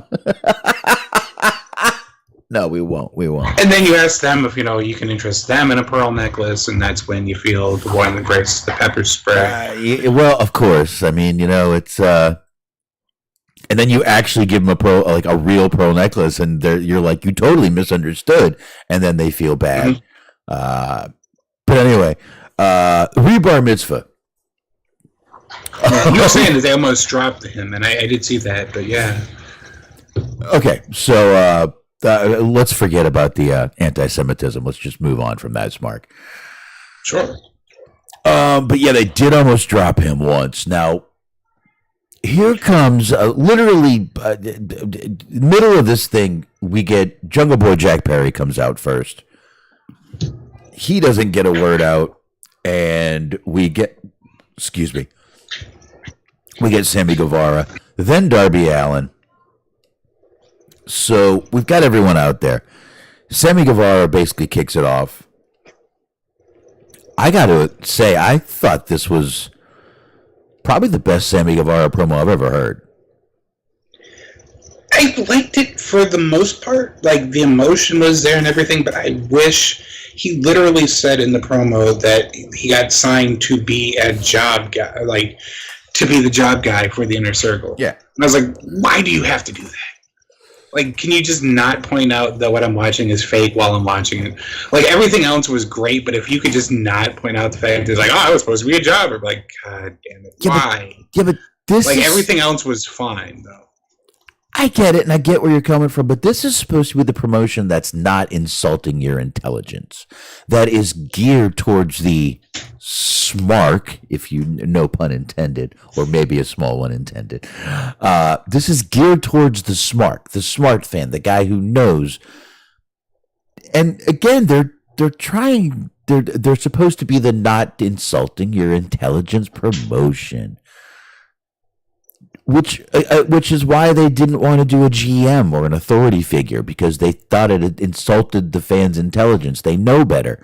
So I kind of think that's where they were going with this promo is, but I think when they do it, it's not like when WWE does it, I always kind of cringe a little bit. But I think AEW doing it's a little different. I don't know why. I maybe that sounds biased or always kissing AEW's ass. Neither. I just think that they're the type of promotion that has always has never really put up that fourth wall, if you will. It's always kind of been down. And now they got everything else was fine. I just kind of wish you wouldn't have mentioned that part of like. Basically referring to himself as a jobber. It's like, come on. Well, I get it. And, I mean, really, if you think about it, we kind of have three jobbers in the ring. We've got Darby Allin, Jack Perry, and Sammy Guevara. Guevara. They've all kind of been... We've all kind of said they were jobbers at one point or another. But it looks like they're... also about to get a fucking shot. So I don't know, man. I thought Guevara's promo was good. I thought Jungle Boy's promo was good. I thought Darby cut a really good promo too.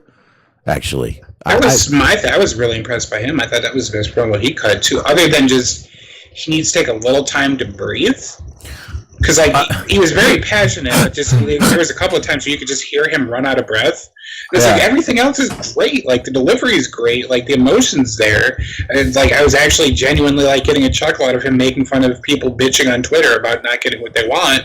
But just take a little bit, like slow it down just a touch. Yeah, you could hear him doing the taking the quick deep breath. But he also did a. He was really. Darby was very Raven tonight. Sure. And I mean, also, I'll give him a lot of credit because it was not an environment that he's normally in. Because, like, not 99% of the promos or vignettes that he does is pre-taped. So he was out there cutting a lengthy live promo, and it turned out really well, I thought.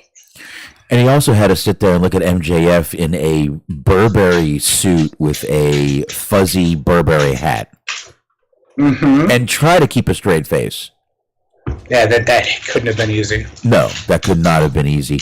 But I don't know, man. I like I said, I totally see where you're coming from with the Guevara promo, but I think all these guys really did a damn good job tonight. MJF always cuts a good promo, but I think all three of these guys really came out here tonight and cut a great promo. I thought Sammy's was good because this was kind of from the heart. It was kind of, listen, I came in here, I worked at fucking Whataburger, I worked at fucking Subway, I did whatever I had to do.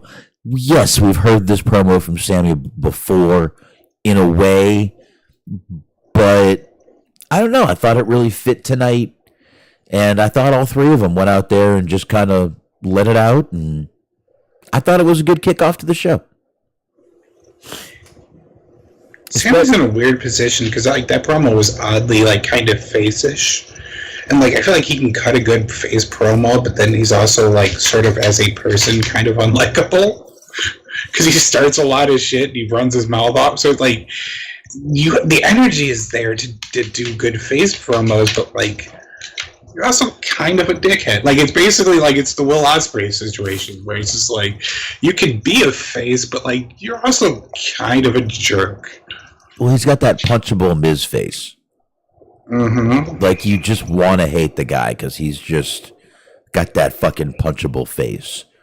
But I thought it was pretty good. I thought it was a good exchange between everybody.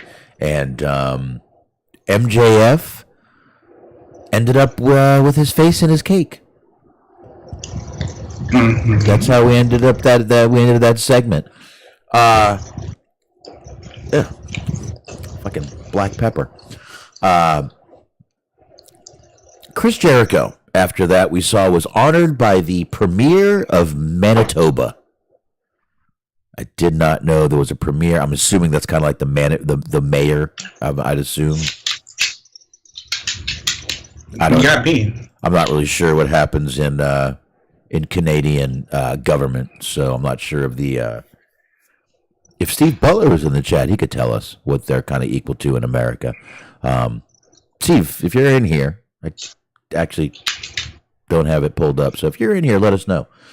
After that, though, we get Blackpool Combat Club. So it's Blackpool Combat Club versus Dark Order Smark.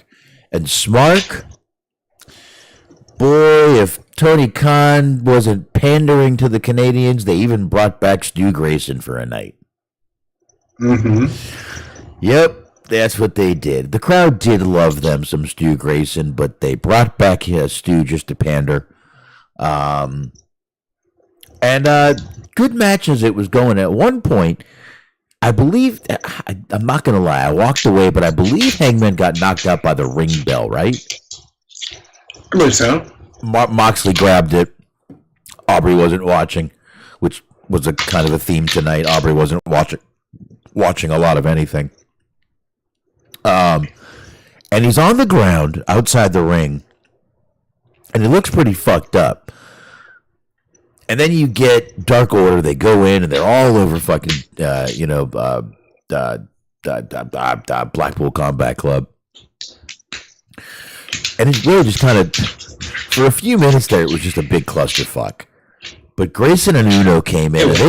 It was. But Grayson and Uno, man, they gave it everything they had. And some of those double teams they were doing, those tag team moves, really good stuff. I really like some of the way those two go with each other. They got to bring Grayson back. I think after tonight, maybe they will. But they just kept kicking out Claudio and Moxley.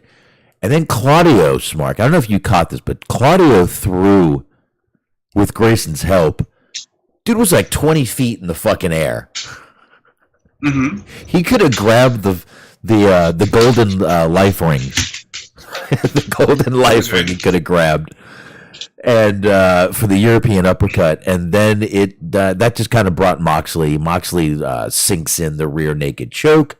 Grayson taps, and I thought that was another good match. There's something about this feud that like unlocks the bully tendencies in me, because I don't know what it is, but there's something that I find just utterly captivating and enjoyable about Moxley just beating the shit out of Uno on a weekly basis. I don't know what it is. I don't dislike Uno, but there's just something about Moxley just beating the shit out of somebody who is like beneath him. It's just like, yeah. I think you have a little bit of sadism to work on there, Smark.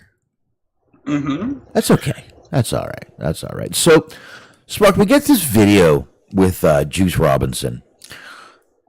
Now, well, you look like you're about to say something. What? Oh, no. Go ahead. I might need to let my dog out in a minute, though. She seems like she's getting antsy. All right. Well, real quick. Is it possible to be less intimidating sounding than QT Marshall? No. I disagree. I think Juice Robinson might have him beat. I really do. Juice Robinson is very unintimidating sounding. Honestly, dude, he sounds like a kid. He has a kid's voice. I mean, the Midwest accent is not a terribly intimidating one, just in general. No, I'm saying he has the same voice that my 10-year-old has. Like prepubescent is what you're getting at? Yeah, like I'd probably be more scared of my 10-year-old if he cut that promo. I mean, I guess, but like at least for him, he's a good wrestler. He's got that on QT Marshall. I'm not saying anything about his wrestling. I will definitely. I've seen him wrestle. He's definitely 100 times better than QT Marshall. I'm not saying that, but man, he just that guy could use a manager. I'll leave it at that. How's that? Yeah. I think that guy could use a manager. And he really is. I'm sorry, but that guy's just an ugly looking. The guy looks like a stuffed animal or something. like a Monchichi. You remember the Monchichis back in the day? You probably don't. No, I can't say that I do. Look up Monchichi, and then tell me what you think of that. I believe it's Mon. I'll take my best shot. Yeah, see if you can type that. See if you can type that in and get a picture. But anyway, while you're doing that, we had Jade Cargill tonight. Now, she comes out for her open challenge, Smark, for the TBS title. Now, we were talking last week, who could it be? And you had probably the perfect person for the match. Well, we didn't get that person for the match, but hold on, folks, we're not done. Did you get a picture? Yeah. Okay, now. I mean, you're not wrong necessarily. I'm trying to figure out, like, what the hell are these things and what purpose do they serve? You know, I gotta remember what the hell Monchichis were. I think they were just... Okay, hold on. I'll type this in with you here. What was it? Monchichi. I got it right here. Now, what they were just little dolls. They were like kind of like Cabbage Patch dolls, almost. But they weren't. So, but the Juice Robinson kind of looks like one of these. If you could find one with a beard, it probably looks like Juice Robinson. I'm not accusing you of this, and I hate to be the person that does this all the time, but there is something about this that just seems vaguely racist. Like, I can't explain how or why. But this seems like this shit wouldn't pass today. Oh, these dolls? Oh, dude, these were huge back in the fucking late 70s and early 80s. Oh, my lord, sir. Like, there's just something about this that just looks unsettling and offensive somehow. I don't even know how, but there's just... My better judgment is like, this is terrible. They're scary, they're unsettling. I don't know what fucking...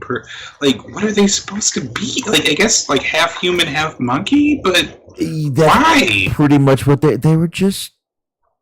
Dude, it was the late 70s and early... These things came out in 1974. These were the days of cocaine and weed, man. Yeah, that makes sense. It's just drugs is the answer. I'm going to read more into this. I want to read more about these things. I understand. They were apparently originally Japanese created. Yes, they were. So that helps because there's just no logic in anything that they do. They were. You nuked them and then they were all fucked up. They were Japanese, basically what you said. They were like human monkeys. Japanese made. That's what they were. Actually, that's all really the logic I need. It's just, it's from Japan. It's like, all right, cool. I get it. Yeah. Forget everything else. Anyway, I almost forgot. So we're all wondering who this person is going to be for this open challenge. Remember any of those whack-ass Canadians? Mm-hmm. So the whack-ass Canadian we got was Nicole Matthews. Yeah. I think some people were disappointed. I started seeing on Facebook disappointment immediately. The match lasted like a minute and a half. That was about it. Renee Paquette gets in the ring, and I believe she has cut her hair short once again, which, I love a woman who looks hot with short hair. We'll leave that alone. She comes in, talks to Jade Cargill. Hey, listen, what kind of competition are you looking for? And Jade just goes, aren't you Canadian? And oh, shit. Renee was not happy. But who else comes out but... Taya Valkyrie, of course. Taya Valkyrie. Smark, you nailed it. A lot of people, but in listening to podcasts, a lot of people were thinking Taya Valkyrie also. I'm not stealing your thunder. I'm just saying. No worries. I know. But, man, Taya Valkyrie comes out and the crowd loses their mind. They get face to face, her and Jade. Jade walks out of the ring. Layla Gray gets involved, tries to hit Taya, and Taya just plants this girl. But a lot of people were thinking maybe she's only there for one night, but Tony Khan says different. Taya Valkyrie is all elite. She's supposed to be making her debut on Rampage Friday after the NCAA tournament. I like her. I'm a fan of her wrestling. I'm a fan of her just overall ability. She's got a lot to bring to the table, but she needs to make sure that she never dances again. I don't know why she came out and decided dancing like Ellen was the way to go, but that was a weird choice. Yeah. It was the worst fucking dancing I've ever seen in my life. I do like Taya. She is first of all, she is a built woman who can definitely go up against Jade Cargill. She is a beautiful girl. She is a good wrestler. I don't know about her, obviously her dancing abilities. She's from Canada, which makes her very white. Yes. So her dancing ability is probably not very good, but I think this is a very good addition to the women's roster here. I really think Taya is a great addition. And I'm glad they didn't just bring her out for one night. I really think she's gonna help step up the women's division a little more. And you know what? If I thought that Statlander was going to be the one to maybe dethrone Jade, but if anyone can do it believably, size-wise especially, I think they just found their girl. Oh, for sure, yeah, she's definitely believable. Because, I mean, that's the thing, is you have this long winning streak, and then it becomes, well, who do you have beat her? Right. And then she's already beat half the roster, and then, like, the half that she hasn't beaten, it would almost be sort of a step down for them to go after the mid-card title, because it would be, like, the ones that are competing for the women's title, the main women's title.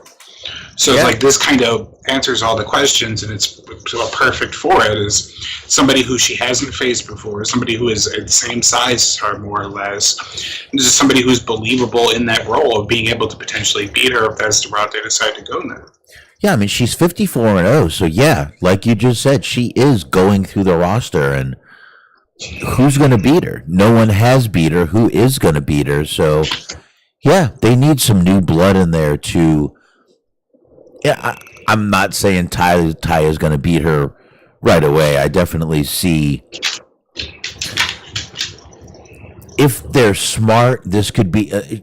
Jade hasn't had a real feud. It's been this person, week after week, or week, 2 weeks, week, 2 weeks. She has not had an actual feud that she's been able, or a storyline that she's been able to, or that we've been able to even sink our teeth into, you know? If they're smart, this would be the first one for us to start sinking our teeth into. I think this could be a good one to do it with. I think Taya Valkyrie could definitely go out there and hang with her in the ring. And like I said, size-wise, she's believable to be the one to take out a Jade Cargill if that's what they're planning on doing at the end of this. But she really has not had a feud that she's been able to go out there and get a heavy, hard storyline with. This should be the start. This should be the one. And if they're not going to do that, I'm a little concerned for Taya Valkyrie if that's not the case. So, but anyway, you're back? Yeah, I just let the dog out. I'll let her back out in a minute, but I was hearing everything you're saying. I agree with that. Like, if they don't, she hasn't really had a memorable feud. She's had a couple of feuds. She had the thing with Nyla Rose. That's the only one I could remember off the top of my head. But yeah, they haven't given her a lot to sink her teeth into with that. So hopefully this is the feud that she needs. And if they just bring her in to just lose on a one-off, that is kind of weird. Yeah, but even the Nyla Rose feud was 2 weeks, right? 1 to 2 weeks. That's all she's gotten. It ended up being a pay-per-view match because I was thinking that it was going to be god-awful, and it actually wasn't. It was pretty solid, but it was like they clearly scripted it pretty hard. But I don't know, it was a couple of weeks because it was like Nyla stole her belt, then she had to get the belt back, and so on and so forth. You're half off camera. I know. I'm a man of mystery. But yeah, I just, like I said, it would be, this would be the right person, the right storyline. They need to do something more here. If this only goes 1 or 2 weeks, I'm actually going to be a little upset. I'm not going to lie. Sure. I think this needs to be her first drawn out storyline with someone who can actually be a real challenger to her. So let's see what happens. Let's just see what happens. I'm not going to sit here and speculate anymore. But so Smark, after that, now please tell me you were watching this movie trailer that is half Shazam and half AEW movie trailer. Please tell me you saw it this week. I did see it this week. they were really trying to just ram it down our throats, huh? It was all like it was fucking everywhere. It was ubiquitous. There was like it was on the video board on the entrance ramp. I don't know what they call their Titantron, but whatever. Yeah, whatever. It was all over the ring canvas. It was over the ring apron. Like they were fucking forcing that shit hard. Shazam! Wrath of the Gods. Yeah, and like I said, I really feel that a 12-year-old could have fucking made that video. Yeah, it's pretty terrible. It is. It's literally just the trailer, and they threw in some AEW clips. It's like, I'm not going to get into it again. I trashed it last week, and I'm not going to fucking sit here and repeat myself about it, but yikes. So anyway, let's keep going with yikes, Smark. Yes. QTV. We get this segment with QT Marshall. We get this QTV. This is a complete bite off of TMZ. They show Aaron Solo breaking into Wardlow's car. The only redeeming segment, or part of this segment, I'll say, was the British girl. Oh, wrong one. Okay. This girl here. Yeah, that's not a British girl. This blonde girl. Haley Cameron is her name. She was actually good in this little segment. Everyone else was just absolutely ridiculous. By the way, that's one picture of Haley Cameron right there. Here's the other one. There you go. Yikes. Okay. Okay. Anyway, that's the one good part of the scene, is that she is an absolutely beautiful girl. The rest of it,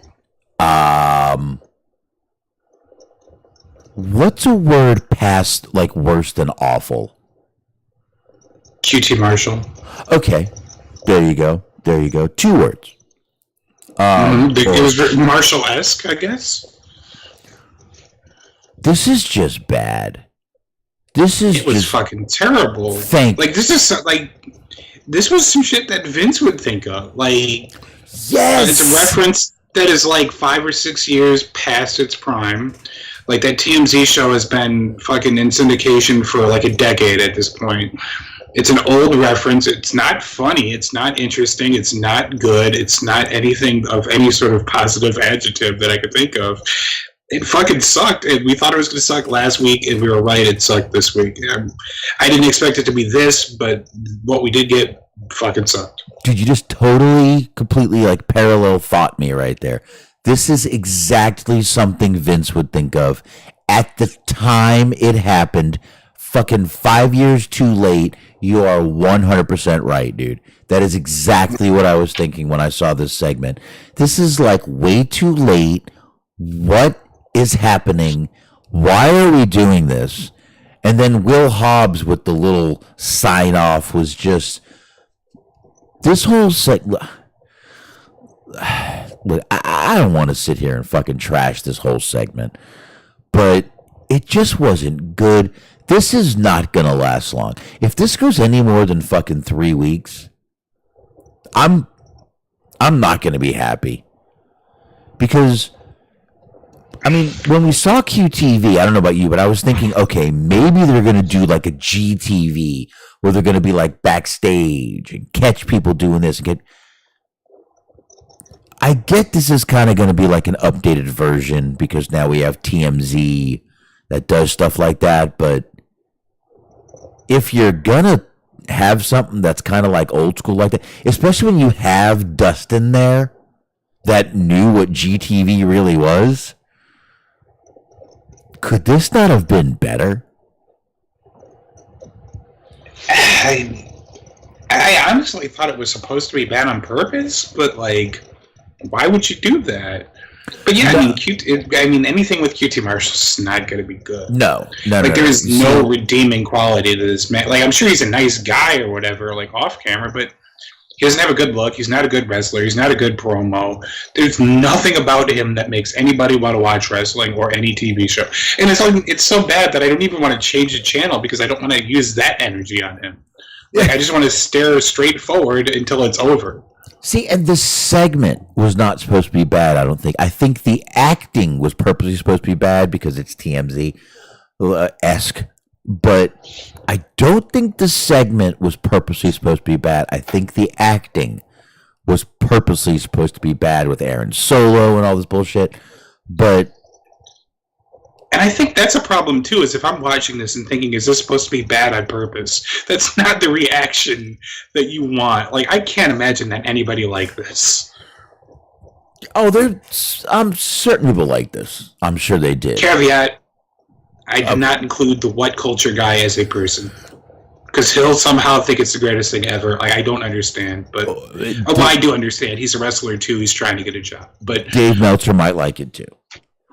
Maybe. Meltzer might like it too, but he's also getting a handsome check to like it. Mm-hmm. That's usually how that works. Listen, you want to give me a check? I'll fucking praise this segment. I swear to God. Yeah, you give me $20 and it's the best thing I've seen since that zombie wrestling segment with fucking Priest and Miz. Dude, you work cheap. Yeah, like it doesn't take much. I don't have integrity. Jesus, but in the meantime, while we're doing this for free, it fucking sucked. I know, you work really cheap. I mean, Jesus Christ, how much for a blowjob? Mm-hmm. Send me $25 and like some pictures of Bunny's feet, please. That was Bad Bunny or the Bunny? Wait a minute, now I'm confused. You know what? Don't answer that. I told you not to fucking answer that. Okay. Don't answer that. I need a beer. All right. So after that debacle, I don't even want to call it a segment. I really feel bad even calling it a fucking segment. After that debacle, we get the International Championship match with Orange Cassidy and Jeff Jarrett. Now, speaking of laziness, which I know is his gimmick, so it made a little bit of sense, but we know this title kind of changed names last week, Smark, right? Mm-hmm. Orange Cassidy just comes down to the ring and switches out the titles in his backpack. Mm-hmm. That's how they did this. They just... a shoulder. That's exactly what it felt like, Smark. A shoulder shrug. Meh. Just change it out. That's exactly what it felt like. Idea. You thought it was a bad idea too? I do too. No, I said I don't think it's such a bad idea because like what you do is you set yourself up for failure if you like overbuild it.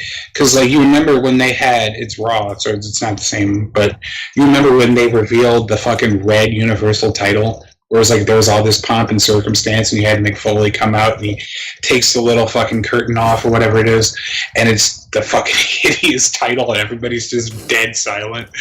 Like, you don't want that to happen. So I was like, all right, we switched the titles, we renamed it, let's just keep it moving. All right. Okay. I see. I get it. All right. Okay. I can go with that one. But you also don't want to just have your guy come down with exactly what you did and a shoulder shrug. This title doesn't mean enough to really... I mean, I know it's my gimmick, but meh. The title. Who cares? I don't care. Why should you care? I don't give a fuck. Why should you give a fuck? I'm sorry, dude. There should have been at least some sort of... And by the way, the title is very beautiful with the diamond encrusted and all that shit. It's a beautiful title. I'm not going to fucking lie. But... Really? I'm sorry. Yeah, I can see what you're saying. Yeah, I'm sorry. If you don't care, why should I? Why should I? And I'm not, and I know that, and again, I get it. It's the gimmick of Orange Cassidy that did it, but should you really use a gimmick to introduce a title, is what I'm saying. Yeah, I see what you're saying. Should you use this character gimmick to introduce the title? Not a gimmick, because many gimmicks have been used. I don't want to put it that way. Should this gimmick be used to introduce your title? I personally don't think so. You're trying to make this. You just said last week how much prestige and, meanwhile you debut it with a fucking 12-year-old fucking video render of a trailer, but I don't know, man. To me, it just kind of came off a little. Well, if he doesn't give a shit, why should I? Yeah, I would expect a little bit more from the Shazam Wrath of the Gods Championship than just the lackadaisical presentation. Oh, you put it that way. You know what makes sense. Forget what I said. Like, they should have got, like, Shazam himself, whoever the fuck that actor is, to come out. Yeah, you put it that way. It actually makes a little bit of sense, so whatever. But or you have Brad Maddox come out and he's like, I know a thing or two about belts. Yeah, well, Brad Maddox could know a thing or two about a thing or two. Mm-hmm. Yeah, but anyway, we go back to this match. As soon as this match started, Smark, my dumb ass decided to go on Facebook for a few minutes, and I saw the same thing. Why are we seeing Jeff Jarrett? Why are we seeing Jeff Jarrett? You know what, folks? I agreed with that last week, but you know what I saw this week? What's that? I saw why Jeff Jarrett's out there. I did. Okay. I think I saw why Jeff Jarrett's out there. First of all, the guy can still go. Second of all, he still gets great heat from the crowd, number two. And number three, if you didn't notice, this guy had the crowd in the fucking palm of his hands a lot of this match. He really did. They were reacting to him. They weren't sitting on their fucking hands. They were reacting to not only Orange Cassidy, but to Jeff Jarrett. So you know what? You can make fun of Jeff Jarrett still being out there in 2023 at his age doing what he's doing. But you know what? The guy still has something. He may not have drawn a fucking dime with that fucking guitar, but I'll tell you what, he's got that AEW crowd right now. He had him in the palm of their fucking hands. They were reacting with him, not to him, but with him. And the guy can still fucking go. So why not? Why not Jeff Jarrett? I don't know. Why I not? feel like that's how he pitches himself to keep getting jobs. It's probably how it is. Jeff Jarrett. Let me ask you that. But I would not say a bad word about this man because he's not my favorite wrestler. He's not like the most entertaining thing, but his ability to just continuously get work is like it's one of the most impressive hustles I've seen in wrestling. I agree. And like that is a whole industry that's built on hustling and being a carny and selling a bill of goods to people. Yep. Nobody hustles like Jeff Jarrett hustles. No, he's at the top of it. He absolutely is. But again, can you deny he had the crowd in the palm of his hands tonight? Can you deny it? No, not at all. No, not at all. Can he still go? Mm-hmm. Absolutely he can. And can he still fucking get good heat? Oh, sure. Okay. So why not Jeff Jarrett? Why the fuck not? That was absolutely the show title. Why the fuck not? Why not Jeff Why not? Jarrett? Why not? I listen, last week both of us made fun of it, Smark. And this week I'm sitting there and I'm watching this and I'm like, I'll be goddamned. I will be goddamned. Jeff Jarrett has this crowd fucking, they're putty. They are putty in this man's hands. I was actually seeing a lot of people on Twitter that were worried that he was going to win the belt. So I mean, that's actually good for him. Oh, because like they made it look like he could actually win that match. Yeah, I had no. Even with Orange Cassidy doing the whole knee thing, I had no thoughts of Jarrett winning the belt. But I'm watching the match, and I actually had a fucking moment of fucking quietness where I could actually concentrate. And I'm like, I'll be goddamned. You know, this guy is actually probably better than he was back then.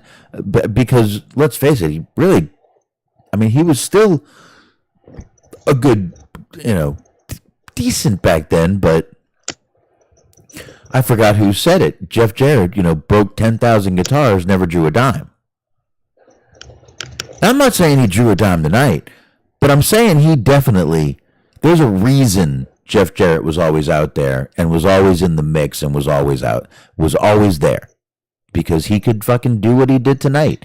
He can go, he can keep the crowd fucking engaged, and people seem to like the fucking guy. I mean, I think that's a perfect example of, like, you don't remember who the guy was. You remember who Jeff Jarrett is. Jeff Jarrett's still on TV. That guy's not. Also, we have to mention the fact that fucking Orange Cassidy dapped up the Shockmaster on his way to the ring. He did. I saw that, and even fucking Taz and fucking Excalibur made fucking some reference to it. But you know what? I think it was Nash. I think Kevin Nash said that. Well, I don't want to talk bad about Nash. I like Nash, but no, I'm not going to talk bad about Nash. But I think that was who said it. But I don't know, man. It was a good match, though. We came down to a bit of a clusterfuck where there was a bunch of stuff. Aubrey Edwards was distracted a couple of times. We had Orange Cassidy at one point was, like I said, he was selling the knee a lot. It was a lot of shit going on in the match, but at one point, basically, we had the Orange Cassidy, and even Orange Cassidy actually looked a little dazed at one point in the match. If you didn't see that, when Jeff Jarrett sort of fell on him at one point, but he came back from it pretty quick though. But Jeff had the ref distracted at one point. Lethal came in and hit Orange Cassidy in the back of the head. And then Trent came down and he kind of evened out the odds. And Orange Cassidy just ended up winning the fucking match and retaining. But like I said, it ended up being a longer match than I thought it was going to be. But I enjoyed it. Yeah, it's pretty fun. I thought so too. But we got a quick, there we go, real quick, Orange Cassidy holding up the arm. But we got a quick claim video after that, Smark. Mm-hmm. And I must admit, I missed most of that part. My wife was calling me on the phone. So I talked to her for a minute. But did I miss anything here with this little video? Did you see this? Not really. I mean, I missed some of it too because my the television kept a lot of static on the television. All right. Horizontal hold was out. I get it. Yeah, the television kept buffering, which is weird because I didn't know that cable networks could buffer. But it is what it is. It happens. So we get the outcasts is what they're calling themselves, Mark. Mm-hmm. I guess the Outsiders was taken. Oh, that's right. It was taken. So was the spray paint, you dumb bitches. But anyway, we get Tony, Ruby, and Soraya out there, the Outcasts. Ruby tells us a story, Smark. I like story time with Ruby. I would like to have story time with Ruby. Mm-hmm. I would like to have naked story time with Ruby, but that's neither here nor there. She tells a story, Smark, about the hop. I get it. Yeah. Yeah. She tells a story about the grass being greener on the other side and the bitches that came in and pissed all over it. And I believe Soraya, after calling them neckbeards, called them twats. Did I hear correctly? Yeah, you don't get a lot of twats in wrestling promos. That is a very British thing. But yeah, she did throw a twat out there. She did say that. She did. See, I can't rewind. She did say twat. Okay, thank you, because I can't rewind because I'm watching on the TBS app and I can't rewind on the app. Okay, she did say twat. So Tony's in the middle of cutting her promo, and she mentions Britt Baker, Jamie Hayter. So who comes down? Britt Baker, Jamie Hayter. But it was the numbers game was too much, so she ended up getting taken out. And then here comes Riho.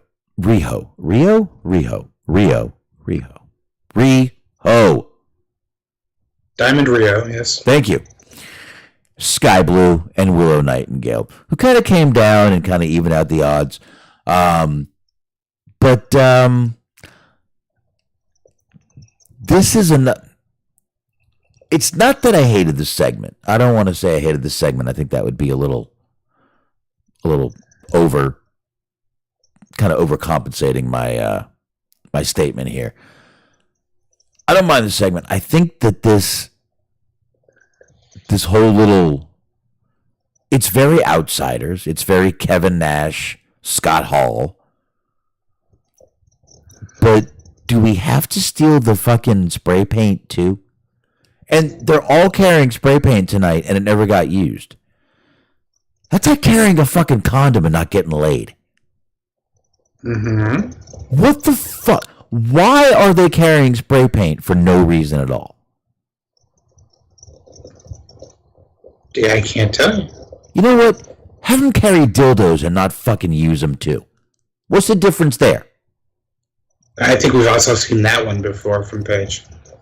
Oh, that's what made me think of that. Jesus.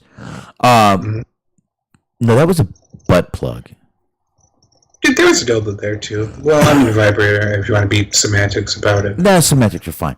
But anyway, I mean, I'm just saying. They come down, all three of them have spray paint in their hand. And for some reason, they're using the DX green spray paint. So they're half DX, half NWO. Is that what we're going for here? I guess. It's 2023. Can we not be a little more fucking original? Yeah, I don't like the gimmick at all. Nah, I think we're... I hate to say they're kind of being set up to fail, but I feel like they're being set up to fail for this one. Mm-hmm. But if we're going to get more Tony Storm time out of this, I'm okay. Tony to me tonight was the best on the mic out of all three. So anyway, we get after this, we get Angelo Parker and Matt Menard. They're backstage. After a few audio issues, they finally get a promo out for what's going on Rampage. But boy, this show is always just plagued with audio issues, ain't it? Mm-hmm. Yeah, they're trying to get Skype to work on a weekly basis. Jesus Christ, we can get Skype working better than fucking Rampage half the time, Smart. Mm-hmm. That's sad. That's very sad. I'm not a fucking audio fucking technician, but I can get this show working better than they can. I literally fixed this show in fucking 3 minutes. When we had a problem. They couldn't do that. It'd be pretty great if you just hear Tony kind of be like, all right, hold on a minute. Wait a minute. Oh, let me do this. And then, okay. Say it again. Try again. Well, I mean, he's got a crew of fucking people that should be already having that fixed beforehand, but whatever. Let's, so we get this little race. They had to sell their Yeti mics for cocaine. Oh, there you go. That's what it was. The Yeti mics. They're using the fucking Blue Yeti. I don't know why. I just thought of a cooler when you said. I just see him talking into a cooler when you said Yeti. I don't know. Probably part of the problem is that they're using the cooler like it's one of those tin cans telephones. For some reason, a cooler popped in my head when you said Yeti. I don't know why. I'm sorry. I apologize. Hey. We get this Ray Phoenix video. He's challenging Will Hobbs for the TNT Championship on Rampage. Whatever. No one cares. I don't either. It makes no sense because they were teasing Rampage and they're like, all right, Will Hobbs' open challenge, and here's the guy who's answering the open challenge. It's like, why did you just say it was going to be Will Hobbs versus Phoenix? Like, it makes no sense that he issued an open challenge and then it got answered and we didn't know about any of it. Well, it's not really open. But anyway. All right, folks. Main event time. Let's get to this main event. Wow. Every time I say we're not going to be along, 2:15 we're already at. Mm-hmm. House of Black versus the Elite versus the JAS, Jericho Appreciation Society, for the Trios Championship. This match was loved by the crowd, obviously for the hometown guys of Kenny Omega and Chris Jericho. Chris Jericho's dad, Ted Irvine, was even in attendance for this. This is one of the reasons everyone hates the AEW crowd, I hate to say. Before the match even started, before the bell even rang, they're chanting holy shit for this match. Okay? This is why everyone hates the AEW crowd. I'm sorry. This is why they get shit. Because the match hadn't started and they're chanting holy shit. This is like a fucking NXT crowd. Mm-hmm. Oh, I don't know if anything will be as bad as some of this NXT crowd. Yeah, I think this one, I think this crowd might have fucking been right there on there. But anyway, that's a whole nother show we could do about the fucking crowds of NXT and this AEW crowd. But yeah, they're literally chanting holy shit and the bell hasn't even rang. Brody King starts out the match and he's throwing motherfuckers around, basically. Jericho steps in the ring, taps, and the crowd loses their shit. Brody tags in Malachi. Kenny Omega tags in himself after Malachi's in there. And the crowd is losing their fucking minds because the two Winnipeg boys are in the fucking ring.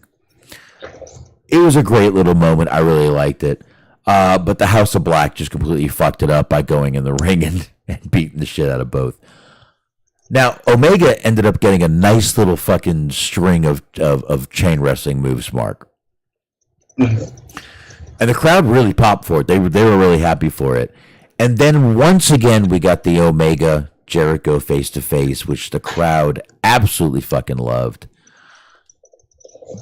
But they worked together a lot in this match, more than I think a lot of people thought they would. I'm going to try to read ahead here a little bit. You think the fact that him and Omega worked together might become a small bone of contention for the JAS down the line? Maybe. I don't know. I hadn't considered it, but yeah, I mean, you had Sammy cutting kind of a face promo, and then maybe have that, and that sort of seeds some dissension. It's possible.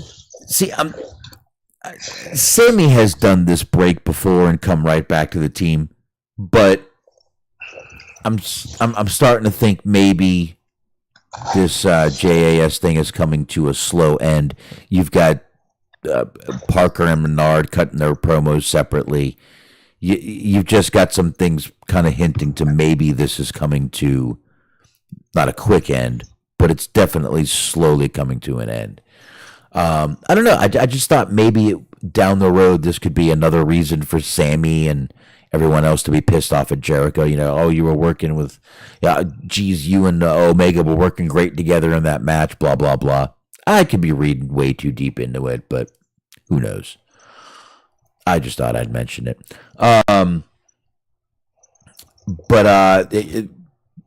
As they're working together, they take out the House of Black together once. Even at one point, him and Jericho and Kenny Omega basically superplexed Brody King, which, if you didn't notice, Jericho actually almost fucked that up because he put his foot down. And the weight of Brody King almost knocked Jericho on his ass. but it was pretty cool. And then in the middle of the match, Mark, they go to this like video. I don't know what to call it. Video inlay of the parking lot, and it's the Blackpool Combat Club back there fighting, right, with Dark Order. Mm. And then they were just like, "Oh, well, forget about that. Back to the match." So we go back to the match. No further questions. No, exactly. And Jericho hits Brody King in the eye with the bat. We get a 2 count with Aubrey's back turned. House of Black still end up retaining the titles, but Garcia took the pin in this match, which I thought was no surprise. But boy, Jake Hager comes down and he goes right after the House of Black. Then it's just all of JAS beating the shit out of House of Black. And then here comes Hangman, Dark Order, and Blackpool Combat Club. And they're brawling. They come down to the ring. Then we get in the ring. Now, this ending felt very rushed, like they were out of time. We end the show with Hangman, who has been cutting all these promos how he has no friends left. Hangman in the middle of the Blackpool Combat Club trio and the Elite trio. And that's where the show ends. Mm-hmm. That felt rushed to me. Yeah, maybe a little bit. That felt rushed to me. The end of the show felt a little rushed to me. But otherwise, I thought it was a good show besides the, 2 segments that I believe me and you trashed? Yeah. So I think all in all, it was a good show. But those 2 segments I think we trashed had very, very good reason to be. That TMZ copy segment was with QT, Aaron Solo, and all those other was just absolutely awful. And I mean, just I don't know what they're fucking doing, but that's shit like that. That just like you said, that is WWE shit. And if they start doing shit like that, they're going to lose those fucking hardcore fans they've had for a while, slowly. Mm-hmm. So, but all in all, not a bad show. 2 bad segments out of the whole show I don't think is worth trashing the whole show over. Yeah, basically averaging 1 bad segment an hour. Yeah, exactly. Exactly. Which, I mean, you got to throw in a little bit for that, a little bit for this. So, nothing bad there. But, I don't know. There was a lot more good than bad on this show, I would say. Mm-hmm. And, I got nothing else. You got nothing else? I guess what I would say real quick, if anybody cares, because we've established that nobody watches Rampage. Rampage is going to be preempted by the basketball tournament Friday night, so whenever that's over, that's when Rampage starts. If you didn't hear it during the show, there you go. And see, me and you were asking about that last week, and we had no clue, so There it is. But, yeah, folks, I guess that's all for both of us here. There you go. If you like the show, push that fucking like button. Push it a lot. Matter of fact, you push the like button. Tell a friend that they should push the like button. And then tell them to tell a friend that they should push the like button. How's that? Yeah. That's what you should do. And obviously subscribe to us over here on YouTube because I know we've been here a while, but it looks like we're kind of stuck here at this point. I like the live chat. Appreciate everybody joining us. And Smark, they can find you somewhere else talking sports. Tell them where. Oh, yeah, Totally Inappropriate Sports, Mondays at 8:30 p.m. on the Metal Myth Podcast Network, or wherever you get your podcast on the archive. You can check out the archive. All right. Archives are on YouTube, right?